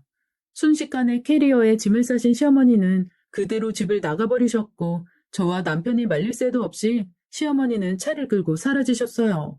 시아버지는 끝까지 자기 잘못 인정 못하시면서 시어머니가 바람 피운 게 맞다고 계속 우기셨죠. 그 후로 시어머니는 계속 집에 들어오시지 않으셨어요. 그리고 저희 가족 누구의 연락도 받지 않으셨죠. 시어머니께서 나가신 지 일주일 정도 지났을 무렵 제가 일하고 있는 중간에 시어머니께 연락을 해보았는데 다행히 시어머니께서 연락을 받으셨고 저는 가족들 몰래 시어머니를 만나러 가게 되었어요. 시어머니와 만나기로 한 커피숍에 가보니 시어머니는 이미 와 계시더라고요. 시어머니는 며칠 사이에 조금 수척해지신 걸로 봐서는 스트레스를 많이 받으셨나 보다 싶었어요. 어머님, 일주일째 연락도 안 받으시고 얼마나 걱정했다고요. 어디서 어떻게 지내고 계신 거예요? 지연아, 내가 너한테 정말 미안하다. 며느리한테 이런 꼴 보인 것도 너무 민망하구나. 너도 그날 봐서 알겠지만 너희 시아버지가 나 결혼한 순간부터 저렇게 의처증으로 나를 괴롭히더니 30년이 지나도 고쳐지지가 않네. 고쳐지기는커녕 훨씬 더 심해졌어. 어머님, 그동안 정말 많이 힘드셨겠어요. 아버님, 정말 너무하세요. 이렇게 정숙하고 착한 아내가 어디 있다고 어머님한테 그렇게 대하실 수가 있는지. 솔직히 어머님 밖에서 고생하시는 것 같아서 집에 들어오라고 말씀드리고 싶어도 아버님 생각하면 어머님한테 들어오시라고 강요도 못하겠어요. 그래, 너라도 내 맘 이해해주니까 그래도 좀 낫구나. 내가 널 이렇게 따로 보자고 한 건 너한테 해줄 이야기가 있어서야. 그렇게 저는 한동안 커피숍에서 시어머니의 이야기를 듣게 되었어요. 그리고 그날의 만남은 비밀로 한 채 집에 들어가게 되었습니다. 시아버지는 저와 남편을 닥달하며 시어머니랑 연락을 해보라고 하셨지만 시어머니는 전화를 받지 않으셨어요. 나중에는 시아버지께서도 자기 잘못을 인정하시는지 저와 남편에게 시어머니랑 연락이 닿으면 자기가 잘못했다고 전해달라고 간절하게 부탁을 하시더라고요. 시어머니가 집을 나가신 지 2, 3주 정도 되었을 때 시아버지 앞으로 등기가 하나 왔어요. 시아버지는 이게 뭐지 하는 표정으로 우편물을 뜯어보셨는데 그 안에는 시어머니께서 보내신 서류들이 들어있었습니다. 그 서류에는 협의 이혼 의사 확인 신청서라고 쓰여 있었어요. 그리고 시어머니께서 보내신 편지도 함께 동봉되어 있었습니다. 시아버지는 그 서류를 보고는 손을 부들부들 떠시며 종이를 박박 찢어버리셨고 화가 잔뜩 나셔서는 시어머니가 노망이 났다며 그러지 않고서야 어떻게 자기한테 이런 걸 보낼 수 있냐고 하셨어요. 사실 이 서류가 올 거라는 걸 저는 이미 알고 있었는데요.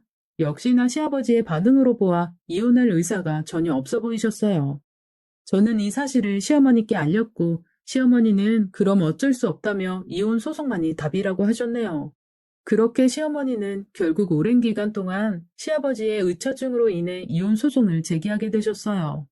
시아버지는 끝까지 협의 이혼 안 해주시고 결국 소송을 통해 이혼을 하게 되었어요. 하지만 끝까지 시아버지는 시어머니가 바람이 나서 이혼하는 거라고 철석같이 믿으시더라고요. 남편도 저도 아버님의 생각에 혀를 내두를 뿐이었어요. 그동안 시어머니께서 이런 시아버지를 참고 산 이유는 역시나 딱 한 가지 이유 때문이었어요. 그건 바로 제 남편이었죠.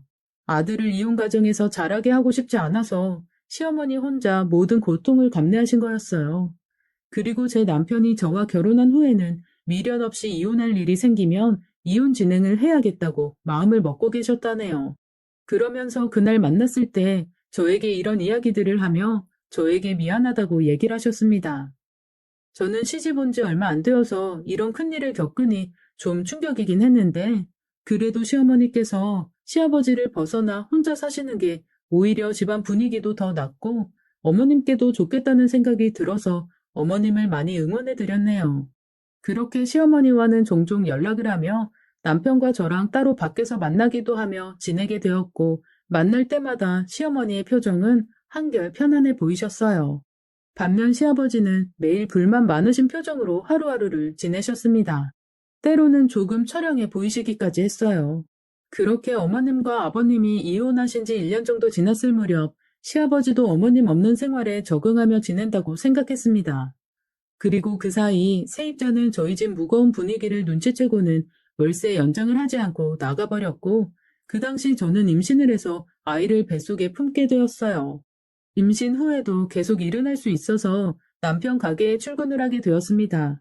하지만 남편은 너무 무리하지 말라면서 저에게 주 3일만 나와서 일하라고 했어요. 그리고 평일에는 태교도 하고 좀 쉬라고 했죠. 그렇게 주 3일씩 일하기로 한 지 얼마 안 되었을 때 저에게 너무 충격적인 일들이 일어나기 시작했어요. 그날은 제가 집에서 쉬는 날이어서 집에서 지내다가 남편 가게에 간식 좀 싸다 주려고 나가는 길이었죠. 제가 현관에서 신발을 신는데 시아버지께서 방에서 급히 나오시더니 저를 무서운 눈으로 노려보시며 말씀하셨어요. 넌 어딜 자꾸 싸돌아다니냐? 너도 혹시 바람났냐? 네? 아버님, 그게 무슨 말씀이세요? 너도 조심해라. 내 아들 놔두고 바람 피우면 내가 아주 요절을 내줄 테니까. 저는 아버님의 갑작스런 말에 너무 놀라 대꾸도 제대로 못했어요. 그리고 시아버지가 저를 무섭게 노려보시는 게 너무 무서워서 후다닥 집을 나와버렸습니다. 그리고 그날 일을 남편에게 이야기를 했고 남편도 아버지가 도대체 왜 그러냐며 걱정스러워 했어요. 여보, 나 아버님 좀 무서워. 알았어. 내가 아버지한테 얘기해 놓을게. 걱정 마. 그 후 남편은 시아버지께 며느리한테 그런 말 좀 하지 말라고 이야기했고 시아버지는 남편에게 오히려 정신 똑바로 차리고 살라고 했다고 하네요. 제가 바람 피우지 않게요. 그 후로 남편이 더 화를 냈는데 시아버지는 아무 대꾸도 하지 않으셨다고 하더라고요. 그래도 남편의 말이 효과가 있었는지 며칠간은 시아버지께서 저에게 그런 말은 안 하셨습니다. 이젠 좀 알아들으셨나 보다 하며 지내던 어느 날 시아버지가 한참을 세탁실에서 나오시질 않더라고요. 평소에 빨래는 제가 다 맡아서 하는데 시아버지가 세탁실에서 나오시질 않으니 이상한 생각이 들었어요. 아버님, 거기서 뭐 하세요? 뭐 찾으세요? 라며 아버님이 손에 들고 있는 게 뭔가 하고 보게 되었어요. 그런데 아버님 손에 들린 그것을 보고 저는 경악을 금치 못했네요. 그건 다름 아닌 바로 제 속옷이었어요. 그것도 빨래하려고 내놓은 속옷이었죠. 저는 그걸 보자마자 소리를 지르며 아버님, 이게 지금 뭐 하시는 거예요?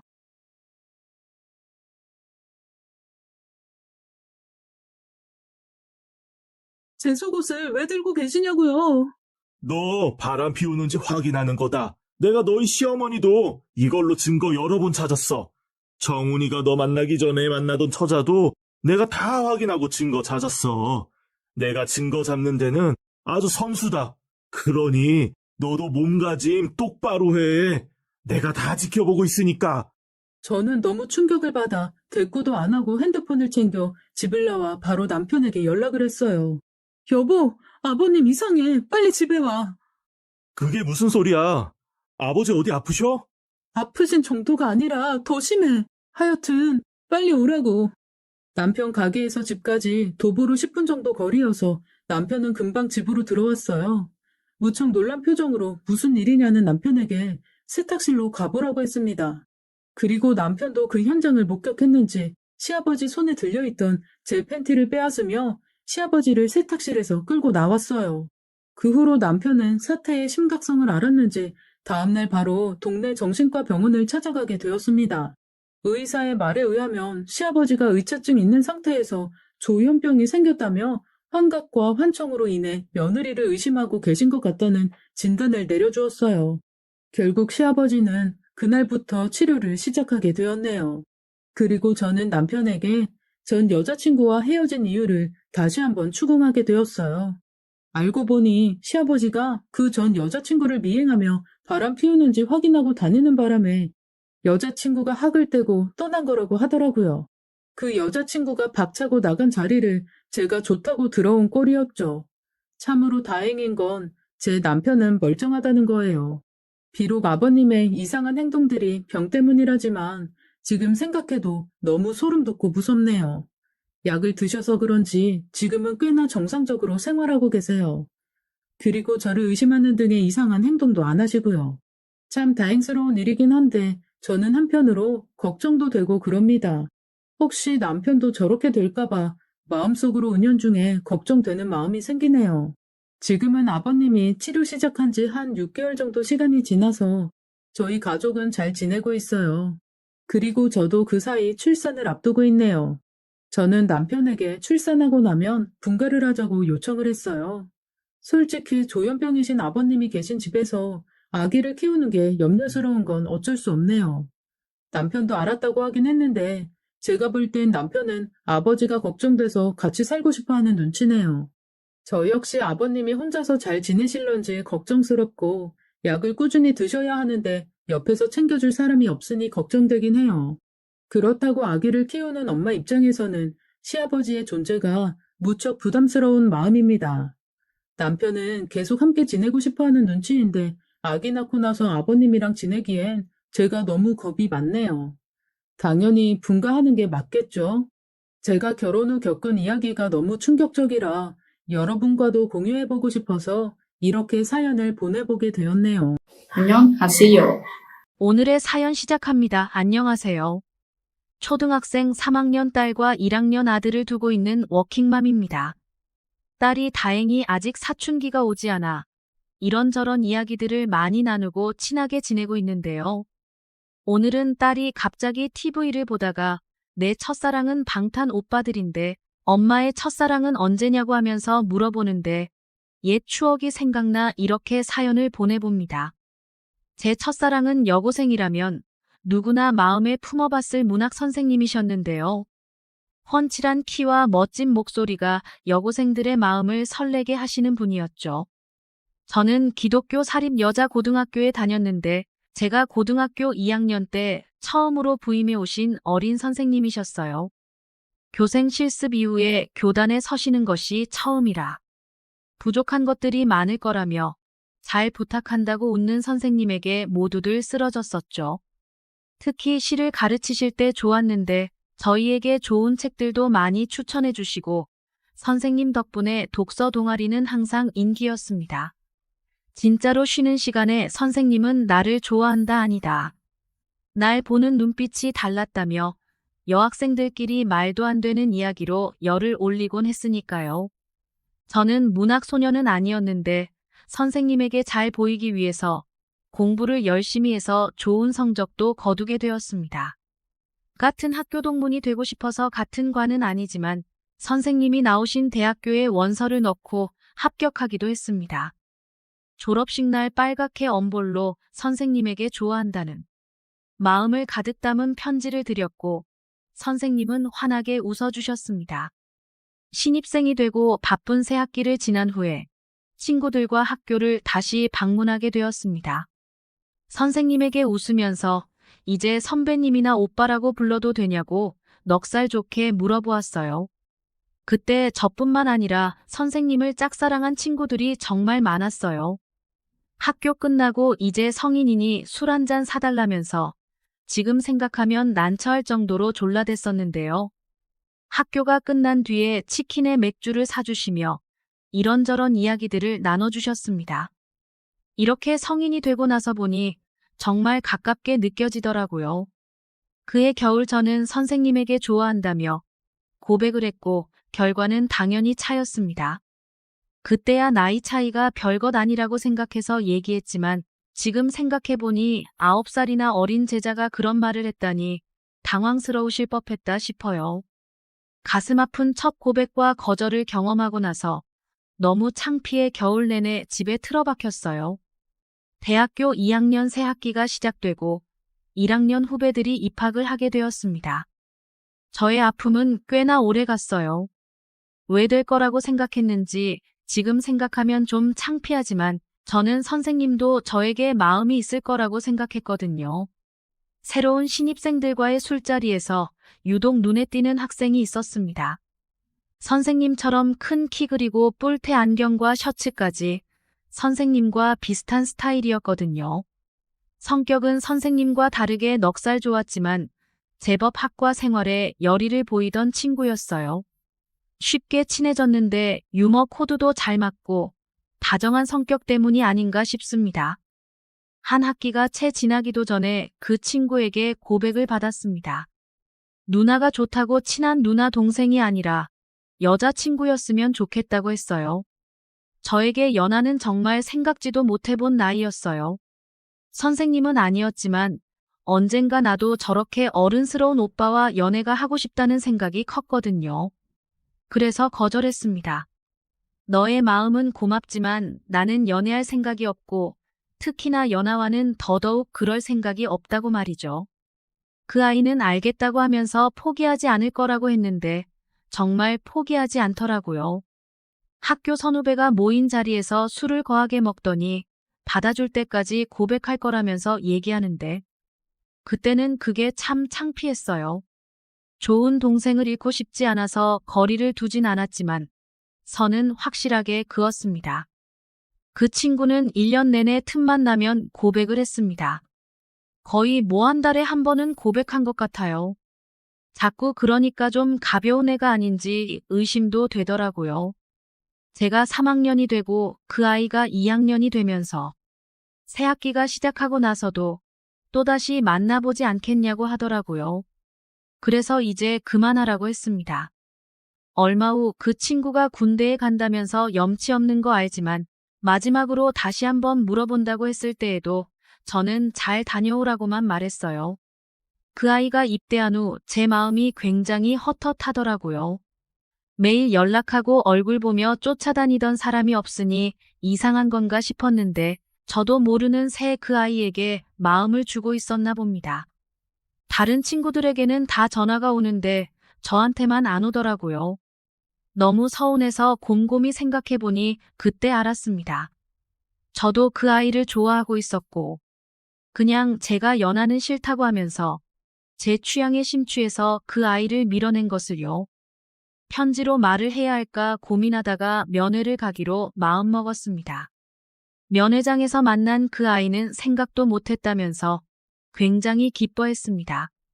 누나가 부담스러울까봐 연락도 못했는데 바쁘다면서 어떻게 왔냐고 기뻐하더군요. 그렇게 보내고 나서 시간이 지나고 보니 나한테 너의 빈자리가 크게 느껴졌다고 이제 와서 웃기지만 내가 너를 좋아하는 것 같다고 했어요. 갑자기 눈물을 뚝뚝 흘리면서 왜 그걸 군대 오고 나서 얘기하냐고 하더라고요. 웃으면서 어차피 다른 남자랑 연애 생각도 없고 나는 바쁘게 살고 있을 테니 건강히 나와서 연애를 한번 해보자고 잘 달랬습니다. 그 이후로 편지도 쓰고 전화도 하고 저희의 연애가 시작되었죠. 처음이라 여러모로 서툴렀지만 더욱 절절했던 것 같아요. 바쁜 졸업반 시기에 그 친구와 연락하는 것만으로도 많은 위안이 되었습니다. 말년 휴가 나올 때 같이 여행을 가게 되었습니다. 바닷가를 바라보며 손을 잡고 걷는데 심장이 터질 것 같더라고요. 첫 남자친구와 첫 연애 그리고 첫 외박, 얼마나 설레는지 다들 아시죠? 그 친구도 꿈만 같다면서 이제 곧 전역하면 자주 볼 수 있겠다고 좋아했습니다.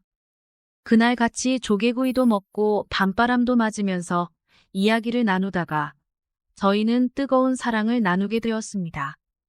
창밖으로 들리는 파도 소리에 더욱 황홀한 시간이었습니다. 서투름이 더 설렘으로 다가왔고 잊지 못한 시간을 함께 보냈어요. 그 이후 전역하고 나서 즐거운 연애를 이어갔습니다. 싸우는 날도 있었지만 서로 배려하며 큰 문제 없는 시간들이었어요. 그러다 어느 날 임신을 하게 된 것을 알게 되었어요. 아직 학생인 남자친구에게 어디서부터 어떻게 말해야 할까 정말 고민을 많이 했습니다. 일단 해결할 수 있는 방법이 없으니 이야기하자 싶어 말을 했어요.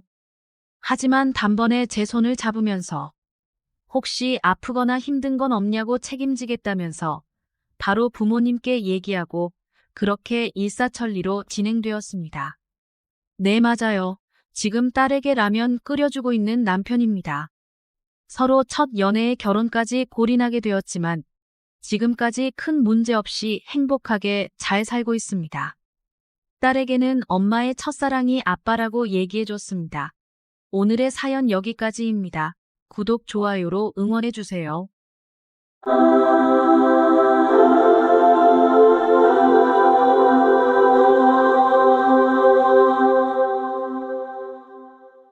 오늘의 사연 시작합니다. 안녕하세요. 이것저것 연애의 재미거리도 많고 행복과 고민도 많은 여성입니다. 저와 제 남자친구는 장거리 연애를 하고 있는 커플입니다. 우리는 벌써 3년째 서울과 강릉을 오가며 연애를 하고 있습니다. 대학 졸업 무렵에 사귀기 시작해서 그가 서울로 직장을 잡으면서 자연히 장거리 연애 커플이 되었거든요. 저는 강릉에 남아서 작은 회사에 다니고 있고 그저 주말이 되어 남친과 데이트하는 것을 유일한 낙으로 생각하며 살고 있습니다. 남친과 저는 이곳에서 나고 자랐기에 잔잔한 추억도 많기에 우리는 대체로 이 부근에서 데이트하는 것을 마음 편해하고 있습니다. 우리는 해변을 거닐며 커피를 마시고 서로의 밀린 이야기도 주고받고 파도 저 너머에서 불어오는 것 같은 미래에 먼 희망도 이야기합니다. 우리는 서로 많은 것을 이야기하며 눈 내린 겨울산을 바라보기도 하고 신록이 우거진 여름의 숲 향기를 맡기도 하면서 사계절의 면면을 오롯이 즐기며 이곳에서의 데이트를 즐겨왔습니다. 때로는 남친이 주말에 오히려 더 바쁜 경우도 있고 주위 지인들의 여러 행사가 있어 거기에 참석해야 될 경우에는 저에게 오지 못하기도 합니다. 하지만 저는 참고 견디며 변함없는 사랑으로 굳건히 사랑을 지켜왔습니다. 그리고 최근에 조금 힘들고 간당간당한 사건이 하나 있어서 우리끼리 작은 파장이 일기도 했습니다. 어느 주말 근 한 달 만에 그가 고향에 왔기에 저는 약속 장소인 카페로 갔습니다. 그의 곁에는 어떤 낯선 여자가 앉아 있었는데 저는 조금 의외여서 그에게 눈짓으로 누구냐고 물었습니다. 남친은 자신의 아주 어린 시절에 살던 동네 친구라고 했습니다. 그동안 잊고 살았는데 지난번에 고향에 들렀을 때 그의 부모님과 그녀의 부모님이 우연히 간만에 해후를 하면서 집안끼리 다시 왕래하게 되었다는 것입니다. 그러면서 그 친구와 통화가 되었고 고향에 들를 때 얼굴을 한번 보자고 약속해서 그날 만나게 되었다고 했습니다. 그와 그녀는 초등 고학년 때까지 한 동네에 살았기에 추억도 많은 것 같았습니다. 둘은 제가 있다는 것도 깜빡했던지 둘이서 즐거운 대화를 이어가느라 정신없었고 저는 그저 말없이 생맥주와 치즈 안주를 먹으며 그들의 이야기에 끄덕이고만 있었습니다. 그러다가 둘은 간만에 추억의 장소를 여기저기 둘러보자며 저까지 끌고는 자신들이 예전에 살던 동네에 가서는 초등학교 앞에도 가보고 시장 어귀에 이곳저곳에도 들렀습니다. 저는 그들의 대화에 끼지 못한 채 멀찍이 서서 따라다니며 토요일을 전부 보내야 했습니다. 그리고 다음 날인 일요일이 되자 그는 어제는 미안했었다며 제게 아침 일찍 전화해 왔습니다. 그리고 오전부터 종일 오붓하게 데이트하고 오후 늦게 자신은 서울로 올라가겠다고 했습니다. 그래서 저는 들뜬 마음으로 황급히 외출 준비를 하고 약속 장소에 나갔습니다. 그런데 너무 기가 막힌 상황이 벌어져 있더군요. 그 자리에 전날에 그 여자가 또 나와 있었던 것입니다. 남친도 생각지 못한 상황에 어쩔 줄 몰라 하며 제게 미안한 눈치를 보냈고 저는 화가 나서 죽을 것 같았지만 참고 표정 관리를 해야 했습니다. 아무리 눈치가 없고 바보 같은 여자라도 주말 데이트를 하는 커플의 마음을 그렇게 모를 수가 있나 싶어서 너무 화가 났습니다. 더구나 남친을 근 한 달 만에 만난 제 마음을 너무 몰라준다 싶어서 너무 야속했습니다. 그간에 남친이 회사 일이 갑자기 바빠져서 주말도 반납하고 일해야 했고 간만에 났던 여유 시간에는 여러 볼 일이 생겨서 저에게 올 수 없었던 것입니다. 제가 서울에 가서 잠깐이라도 그를 만나려고 했지만 남친은 번거롭게 그럴 것까지는 없다며 말렸고 익숙하지 않은 지리와 교통에 제가 헤맬까봐 여러 가지로 마음을 써주었던 것입니다. 그렇게 애타게 떨어져 있다가 근 한 달 만에 만났는데 웬 낯선 여자가 어릴 적 동네 친구라는 이름으로 떡하니 나타나서는 종일 사람을 이리저리 끌고 다니더니 결국은 남은 일요일 반나절마저 완전히 흡수해 버리려고 하는 것이었습니다. 그 여자가 그 전날 늦게까지 그 여자가 붙어있지 않았다면 우리는 종일 개인적인 이야기도 실컷 하고 밀린 애정 표현도 원 없이 했을 것입니다. 그런데 그 여자는 바보도 이만저만 바보가 아니었던지 그런 우리 마음을 전혀 못 헤아리고 있더군요. 최소한 젊은 남녀가 오래 떨어져 있다가 간만에 만났으니 얼마나 보고 싶고 단둘이만 있고 싶을까 하는 생각 정도는 할 수 있는 것 아닌가 싶어서 너무 화가 나더군요. 남친도 그런 제 마음을 알았던지 그 여자에게 대충 말을 돌려 넌지시 언지를 주어 빨리 보내려고 하는 눈치더군요. 그런데 얼마나 답답한 여자인지 남친의 그런 노력에도 아랑곳 없이 모든 상황을 자기 위주로 막 끌고 가고 심지어는 전날에 이어서 그날까지 자신이 먹고 마시고 즐기는 모든 비용까지 남친이 또 내게 만들더군요. 저는 남친의 월급이 빠난 것도 알고 있고 백지에서 이리저리 돈 들 것이 많단 것도 알고 있기에 계산하려던 남친에게 눈짓으로 말렸습니다. 그리고는 제가 슬그머니 계산을 해주기도 했고 저의 카드를 내밀어서 계산을 대신하기도 했습니다. 그 정도로 우리가 서로 우왕좌왕하고 있으면 눈치껏 자신이 아주 민폐를 끼치고 있다는 것을 눈치채고는 어서 방향을 정립을 해야 하건만 그 여자는 전날과 다름없이 굴더군요. 저는 뭐라고 말하기도 그렇고 해서 참고 참았지만 대체 뭐 이리 매너 없는 여자가 다 있나 싶어서 견딜 수가 없었습니다. 남친은 저녁이 다 돼갈 때쯤 겨우 집에 가겠다며 일어서는 그 여자를 변함없이 친절한 미소로 보내고 나서야 저에게 미안하다는 말을 수십 번도 넘게 했습니다. 저는 참고 참았던 억울함과 그에 대한 그리움이 완전히 분노로 폭발해서는 그에게 된통 화를 내며 꼬집고 때리며 군풀이를 했습니다. 그리고 결국에 남친이 서울로 올라가는 길에 제가 따라가기로 작정했습니다. 되도록 오랫동안 차 안에서 함께 이야기할 수 있게 그나마 좀 느리게 가는 것으로 골라서 표를 끊었고 우리는 차 안에서 많은 이야기를 속삭이고 미뤄두었던 애정행각도 몰래 했습니다. 그리고 서울에 도착했을 때 제가 그대로 돌아가기가 싫어서 미적대는 것을 남친이 눈치채고는 근처에서 함께 밤을 보내며 미뤘던 사랑을 나눴고 다음날 새벽에 그는 회사로 바로 출근하고 저는 회사에 전화로 결근을 이야기했습니다. 그리고 저는 그날 낮에는 혼자 서울 관광을 하다가 그가 저녁에 퇴근할 무렵에 다시 만나서 조용히 오붓한 마음으로 함께 저녁을 먹고는 다시 둘만 있을 곳으로 들어가서 아주 달콤한 시간을 보냈습니다. 그런 후에 저 혼자 밤차로 다시 강릉으로 돌아오는 내내 이런저런 생각을 했습니다. 그가 그동안 참 바쁘게 저를 만나러 왔고 여러 가지 복잡한 일을 해결하면서도 제게 싫은 내색을 하지 않으며 꾸준히 만남을 이어왔구나 하는 생각도 들었습니다. 그리고 이제는 그가 저를 한번 만나러 오면 그 다음 한 번은 제가 그를 만나러 가는 방식으로 하면서 서로의 힘든 점을 조금이라도 덜어주어야겠다는 생각을 했습니다. 늘 저를 챙겨주고 남에게 친절한 남친인데 정작 자신은 아무리 힘들어도 남에게 싫은 내색 없이 지내왔구나 싶어서 마음이 짠해졌습니다. 그리고 그 일을 계기로 우리는 더 절실하게 서로를 배려하는 연인이 될 수 있었습니다.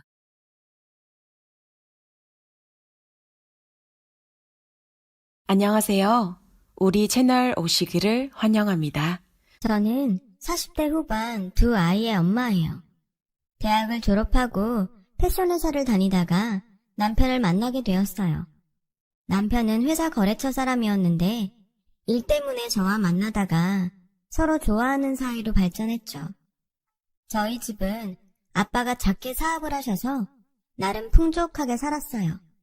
남들한테 빌려주긴 해도 빌려본 적은 없을 만큼 부모님이 재산 관리도 잘하셨고요. 남편은 저와 사귀는 도중에 사업을 시작했고 그로부터 6개월 정도 후에 저에게 청혼을 했어요.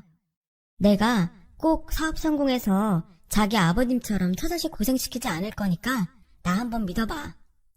사실 저도 남편하고 결혼하고 싶은 마음이 있어서 부모님께 만나는 남자가 있다고 말을 해놓은 상태였어요.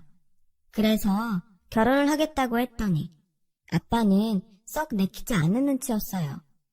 이제 막 사업을 시작했으면 회사 일로 많이 바쁠 텐데 회사 자리 잡으려면 앞으로 몇 년은 고생할 거고 그럼 집에 잘 들어오지도 못할 게 뻔한데 결혼부터 덥석하겠다는 게 영 마음에 안 든다. 내가 거래처 담당자로 일해봐서 아는데 사람 하나는 정말 확실해요. 일도 똑부러지게 잘 처리하고. 그러니까 만나보기도 전에 그렇게 단정 짓지 말고 만나서 얘기해보고 생각해보면 안 돼? 라고 제가 말하자 아빠도 알겠다면서 집에 한번 데려오라고 하셨어요. 남편은 부모님을 보자 씩씩하게 아버님 어머님 안녕하십니까? 박준호라고 합니다. 저 정말 유진이 행복하게 해줄 자신 있습니다. 저 한번 믿어주십시오. 라고 하는데 엄마는 그 말을 듣자마자 귀엽다며 웃으셨어요. 아빠는 남편이 하도 자신있게 말을 하니 처음에는 묵묵히 보고만 있다가 사업하면서 가정 돌본다는 게 쉬운 일이 아니야. 꼭 내 딸과 결혼하고 싶다니 하는 말인데 정말 마음 단단히 먹어야 할 거야. 궁금한 게 있으면 어려워 말고 나한테 물어보게. 나도 도울 수 있는 게 있으면 도울 테니까. 라면서 등을 토닥이시더라고요. 남편은 그런 아빠의 말에 감동했는지 감사하다고 몇 번이고 인사를 하면서 큰 절을 했어요. 저희는 결혼 준비를 시작했고 시어머니도 저한테 참 잘해주셨어요. 남편 위로 누나가 넷이나 있었는데 누나들이 남편 결혼식에 일절 간섭하지 못하게 해주신다며 저한테 연락도 못하게 하셨거든요. 지금 생각해보면 그게 다 계산이 들어있었던 것 같아요. 누나들이 너무 간섭해서 제가 결혼을 포기할까봐 아무 말 못하게 했던 거였죠. 아무튼 그때는 시어머니가 그렇게 해주시는 게 참 고마웠고 저도 더 잘하려고 많이 노력했어요.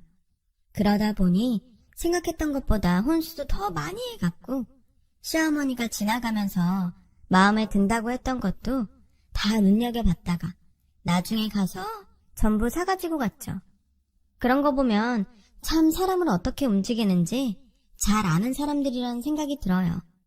한 번은 결혼 전에 시어머니가 친구들에게 자랑하고 싶다며 저를 모임 자리에 부르신 적이 있었어요.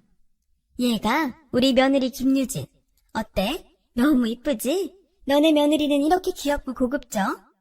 라며 저를 막 축켜 세우시면서 내가 왜 없는 돈에 니들 밥까지 사겠어? 이렇게 비싼 장어집에서.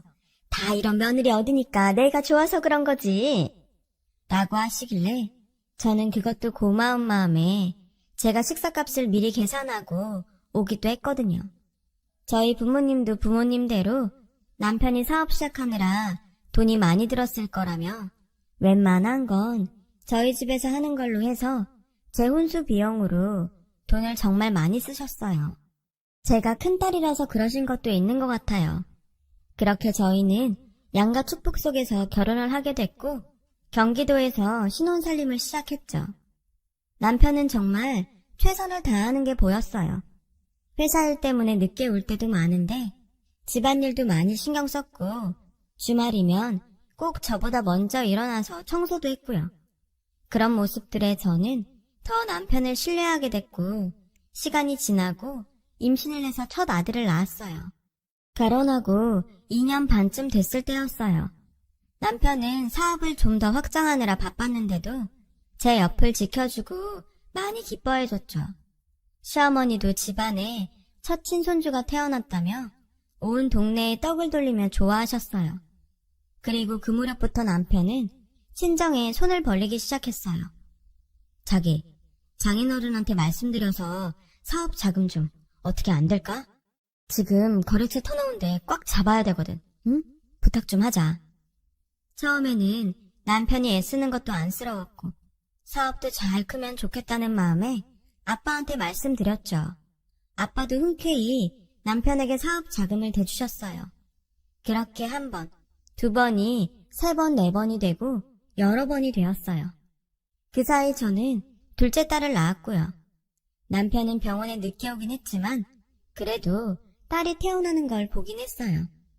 아들만 있었으면 섭섭할 뻔했는데 딸도 생겼네. 내가 진짜 복이 많은가 봐. 당신 같은 아내에 장인어른네, 애들까지. 정말 고마워. 라며 장미꽃을 한아름 사와서 저에게 안겨줬어요. 시어머니도 수고했다면 좋아해 주셨죠. 그런데 둘째를 낳고 나서부터 남편은 일이 더 바빠졌다며 전보다 집안일에 신경을 못 쓰더라고요. 저는 얼마든지 그럴 수 있다고 생각하고 늘 남편을 격려했어요. 그래, 당신 사업하느라 얼마나 고생이 많겠어. 내가 아빠가 사업하는 것도 옆에서 봐서 아는데 사람들이 아는 것처럼 가만히 앉아서 되는 일이 아니더라고. 집안일은 너무 걱정하지 말고 건강도 생각하면서 몸에 좋은 거 먹고 다니면서 해. 내가 지금은 잘 챙겨주지 못하지만 애들 좀 크고 나면 건강식도 많이 만들어주고 잘할게. 라고 했죠. 남편은 점점 집에 늦게 오는 날이 많아졌고 회사에서 밤을 새운다며 들어오지 않는 날도 종종 생겼어요. 한 달에 한 번 정도 집에 들어오질 않더니 그 횟수가 늘어나서 일주일에 한 번은 꼭 밖에 있더군요. 엄마는 걱정이 돼서 아무리 바빠도 잠은 집에 와서 자야지. 네 아빠도 출장이 아니면 이렇게 집을 자주 비우지 않았어. 지금 네가 잘 잡아야지. 안 그러면 외박도 습관이 된다. 박서방한테 잘 말해서 외박 자주 하지 않게 해. 라고 하셨지만 저는 엄마, 지금 그 사람 돈 바쁠 때야? 사업 일으키면서 거래처들 다 잡는다고 얼마나 애를 쓰는데 내가 옆에서 힘이 돼주지는 못할 망정 잔소리나 하면 그게 나나 그 사람한테 도움이 되겠어? 엄마도 아빠 봐서 잘 알잖아. 아빠도 집에서 기분 안 좋으면 밖에서도 일 잘 안 된다고 엄마가 늘 조심해놓고서 나보고는 그렇게 잔소리를 하라고 하면 어떡해. 라며 남편을 두둔했죠. 하지만 마음 한편으로는 엄마의 걱정이 이해가 되기도 했어요. 생각해보면 아빠는 출장이 있을 때도 꼭 연락을 하셨고 집안에 무슨 일이 없는지 잘 챙기셨거든요. 그런데 남편은 대부분 아무 연락도 없이 안 들어오기 일쑤였어요. 여보, 지금 제일 바쁠 때인 건 알겠는데 그래도 웬만하면 잠은 들어와서 자. 그리고 안 들어오는 날은 연락도 않고 당신이 어디서 뭐 하는지 모르니까 너무 걱정이 돼서 그래. 나도 집에 연락해야지 항상 생각은 하는데 일하다 보면 자꾸 잊어버리게 되더라고. 나도 연락하도록 노력할게. 라고 했지만 그 뒤로도 남편은 거의 연락이 없이 밖에서 밤을 새고 집에 들어왔어요. 어떤 날은 접대를 했다며 술에 잔뜩 취해서 몸을 가누지 못하기도 했죠. 저는 혹시 밖에서 다른 여자를 만나는 건 아닌가 하는 마음도 들었지만 그런 생각을 하는 게 남편이 그동안 보여준 걸 무시하는 것 같아 애써 부인했어요. 남편은 그 뒤로도 몇 번 더 친정에 손을 벌렸고 아빠는 최선을 다해서 남편을 도와주셨어요. 그런데 아빠 사업에 어려움이 생기기 시작하면서 친정 재정이 조금씩 나빠졌어요. 아빠는 혹시나 하고 박서방 요새 사업 잘 되나? 그러면 전에 투자금으로 받아간 걸 좀 돌려받았으면 좋겠는데 라고 물으셨지만 남편은 그때마다 아직은 어려운데 어떡하지? 장인어른한테 조금만 더 기다려달라고 해. 지금까지도 잘 참아주셨잖아. 응? 라며 사정을 했어요. 저도 친정도 그런 남편 말을 믿고 기다렸지만 그 사정이란 건 좀처럼 나아지질 않더군요. 그런 와중에도 남편은 또 친정에 돈을 빌릴 수 있냐고 저한테 물어보는 거였어요. 지금은 좀 어려울 것 같아. 당신도 알다시피 아빠가 사정이 안 좋으시잖아. 저번에도 투자금 돌려받을 수 있는지 물어보셨는데 당신한테 줄 여윳돈은 없을 것 같아. 아, 정말 중요할 때인데 하필 이럴 때 장인어른이 그렇게 되시냐? 나한테 사업은 이래야 한다 저래야 한다 잔소리는 엄청 하시더니 정작 본인은 자기 사업도 잘 못 챙겼나 보네. 저는 그 말에 화가 나서 말이 좀 심한 거 아니야? 사업이란 게 하다 보면 어려울 때도 있는 거야. 당신도 그러니까 아빠한테 자꾸 손 벌린 거잖아. 다 당신 도와주느라 그런 말도 한 건데 아빠가 좀 도와주지 못한다고 어떻게 그렇게 말할 수 있어? 라고 하자 남편은 말이 그렇다는 거지. 답답하니까. 아, 진짜 돈을 어떻게 구하지? 라며 짜증을 내더니 그대로 집을 나가더라고요. 저는 너무 어이가 없었지만 남편도 힘이 드니 그렇겠지 하고 이해하려고 했죠. 하지만 아빠 사업은 좋아질 기미가 보이지 않았고 남편은 그런 아빠에게 점점 거리를 두는 게 보였어요. 일주일에 두세 번씩 아빠한테 전화로 안부도 묻고 얘기도 하더니 언젠가부터는 연락도 하지 않았어요. 요새 박서방 어떻게 지내냐? 통 연락이 없는데. 나는 아빠 말에 저는 많이 바쁘대요, 요즘. 다 어렵잖아요. 그래서 회사 일하느라 정신이 없다더라고요. 라는 변명을 했지만 아빠는 한숨을 쉬며 그래, 어렵긴 어렵지. 그래도 안부 전화 한 통은 할 수 있을 텐데. 라고 하시는데 아빠도 어느 정도 눈치를 채고 계셨던 것 같아요. 저는 그날 밤 남편한테 당신 아빠한테 요새 전화 한 통도 안 하던데 그럼 우리 아빠도 섭섭하잖아. 안부 전화는 가끔씩 해줘. 아 진짜 되게 말 많네. 니네 아빠 섭섭한 게 그렇게 대수야? 나 어려운데 도움 하나도 안 되는 게 누군데 그래? 그렇게 따지면 나는 더 섭섭해. 사업은 이래야 한다 저래야 한다.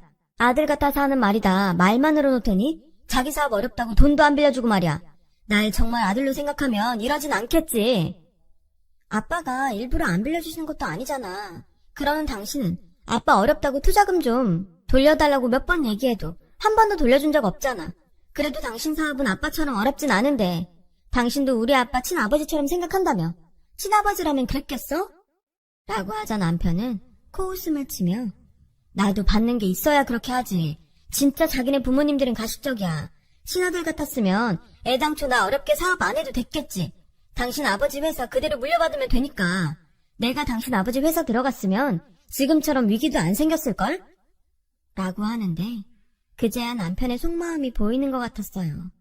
애당초 우리 아빠 사업체를 보고 저한테 그렇게 잘했다는 게 느껴지더라고요. 시어머니도 저한테 냉정해지시고 애들한테도 정같지 않은 걸 보고 더 확신하게 됐죠. 게다가 전에 없이 절 불러서 일을 그렇게 시키셨어요. 오늘 집에 와서 반찬 좀 해놓고 가라. 내가 그만큼 봐줬으면 네가 알아서 해놓을 때도 됐는데 어쩜 그렇게 되는 눈치가 없니? 꼭 이렇게 말을 해야 알아. 어머니, 저 자네가 사업을 김치한다고 그러면 이거는 무시하나요? 어머니는 그런 거 시킨다고요. 니네 집이 우리 집에 사업자금 잘 붙이니 그럴 수 있지. 그런데 지금은 아니거니? 그럼 우리가 일이라도 잘해야지. 지금 네가 들어와서 뭘 해줄 수 있는데? 큰일 나는 회사라면 염치라도 있어야지. 정말 눈물이 쏙 빠지더라고요. Remix! Turn up the bass! 달래가면 책을 가서 반찬을 하고 김치를 담궜어요. 그러는 동안 시어머니는 막판에 들어가면서 한 번 내내도 보지 않으시고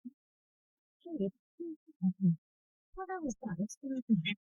그러다가 어느 날 시어머니가 저를 보는데 내가 똑같이 잘 나가는 집안인 줄 알았더니 아주 폭진 감정이지 뭐야. 나는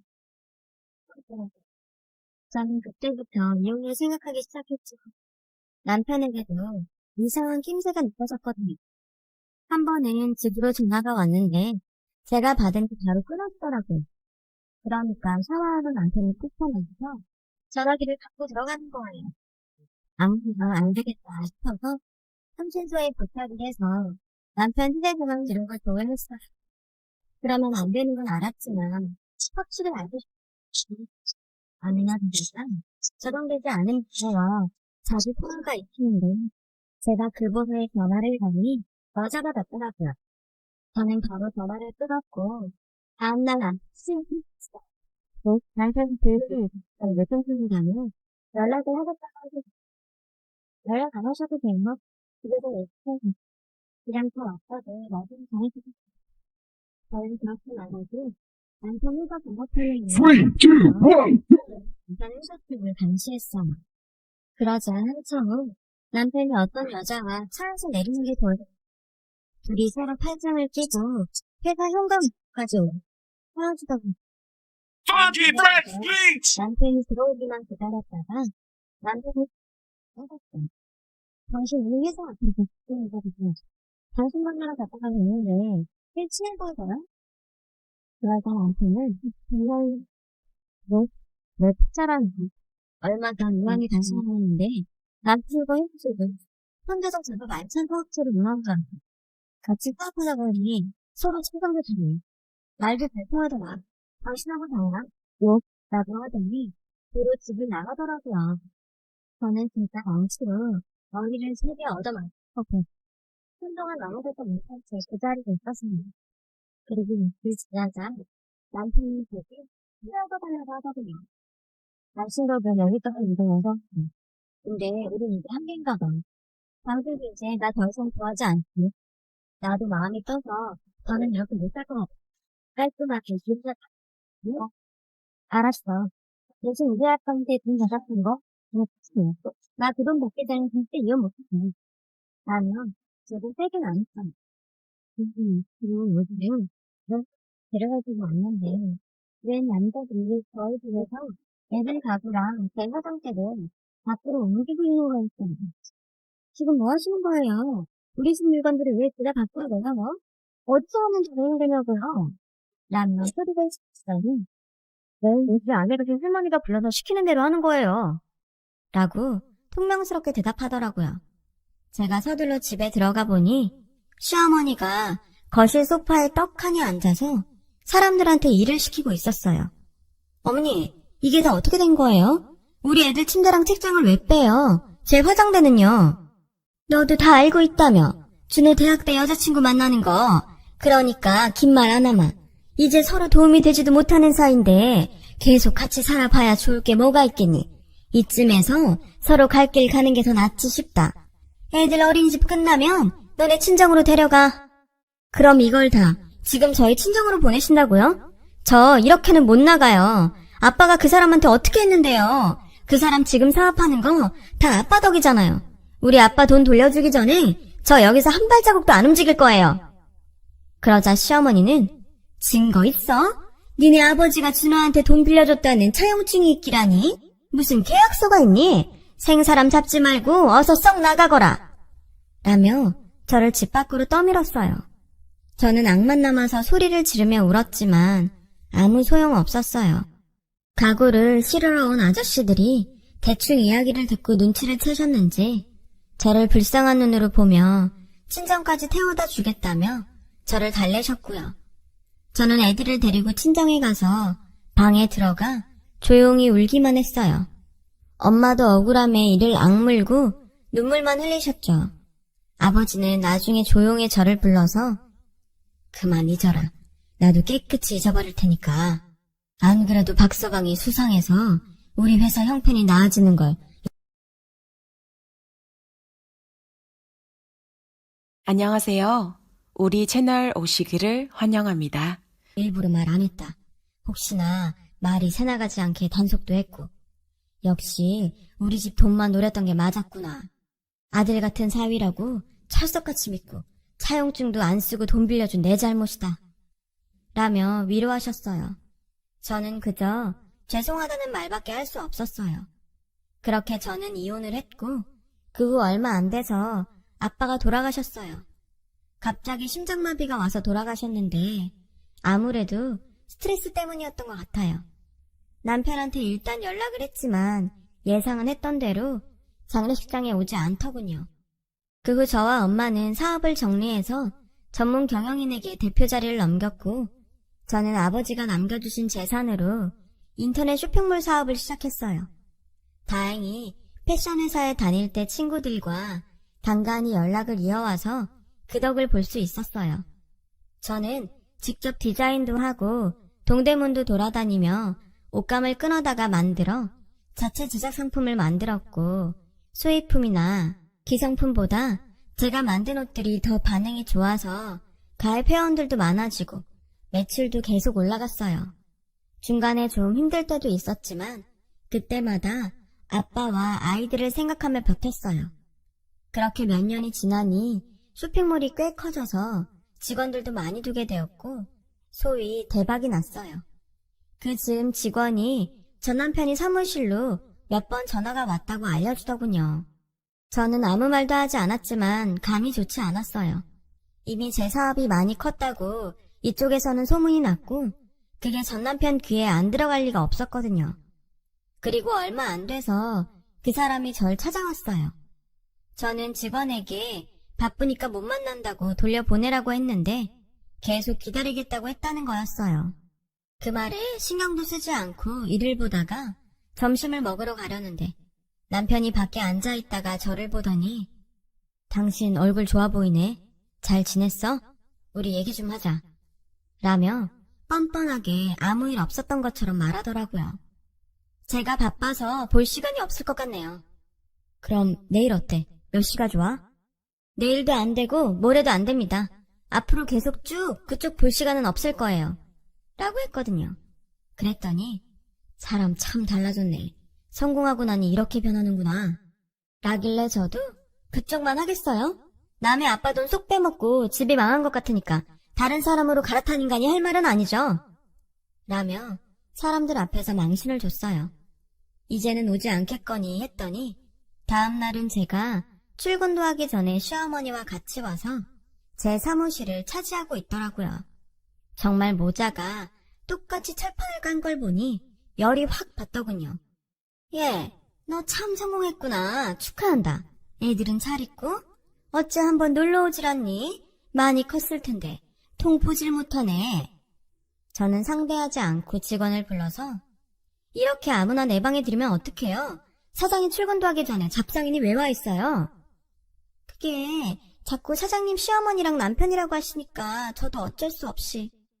저는 경비실에 전화해서 당장 쫓아내달라고 했어요. 그러자 시어머니는 너 사람이 어떻게 이러니? 여기까지 온 사람들한테 잡상인이라니? 엄연히 네 애들 할머니고 아빠잖니?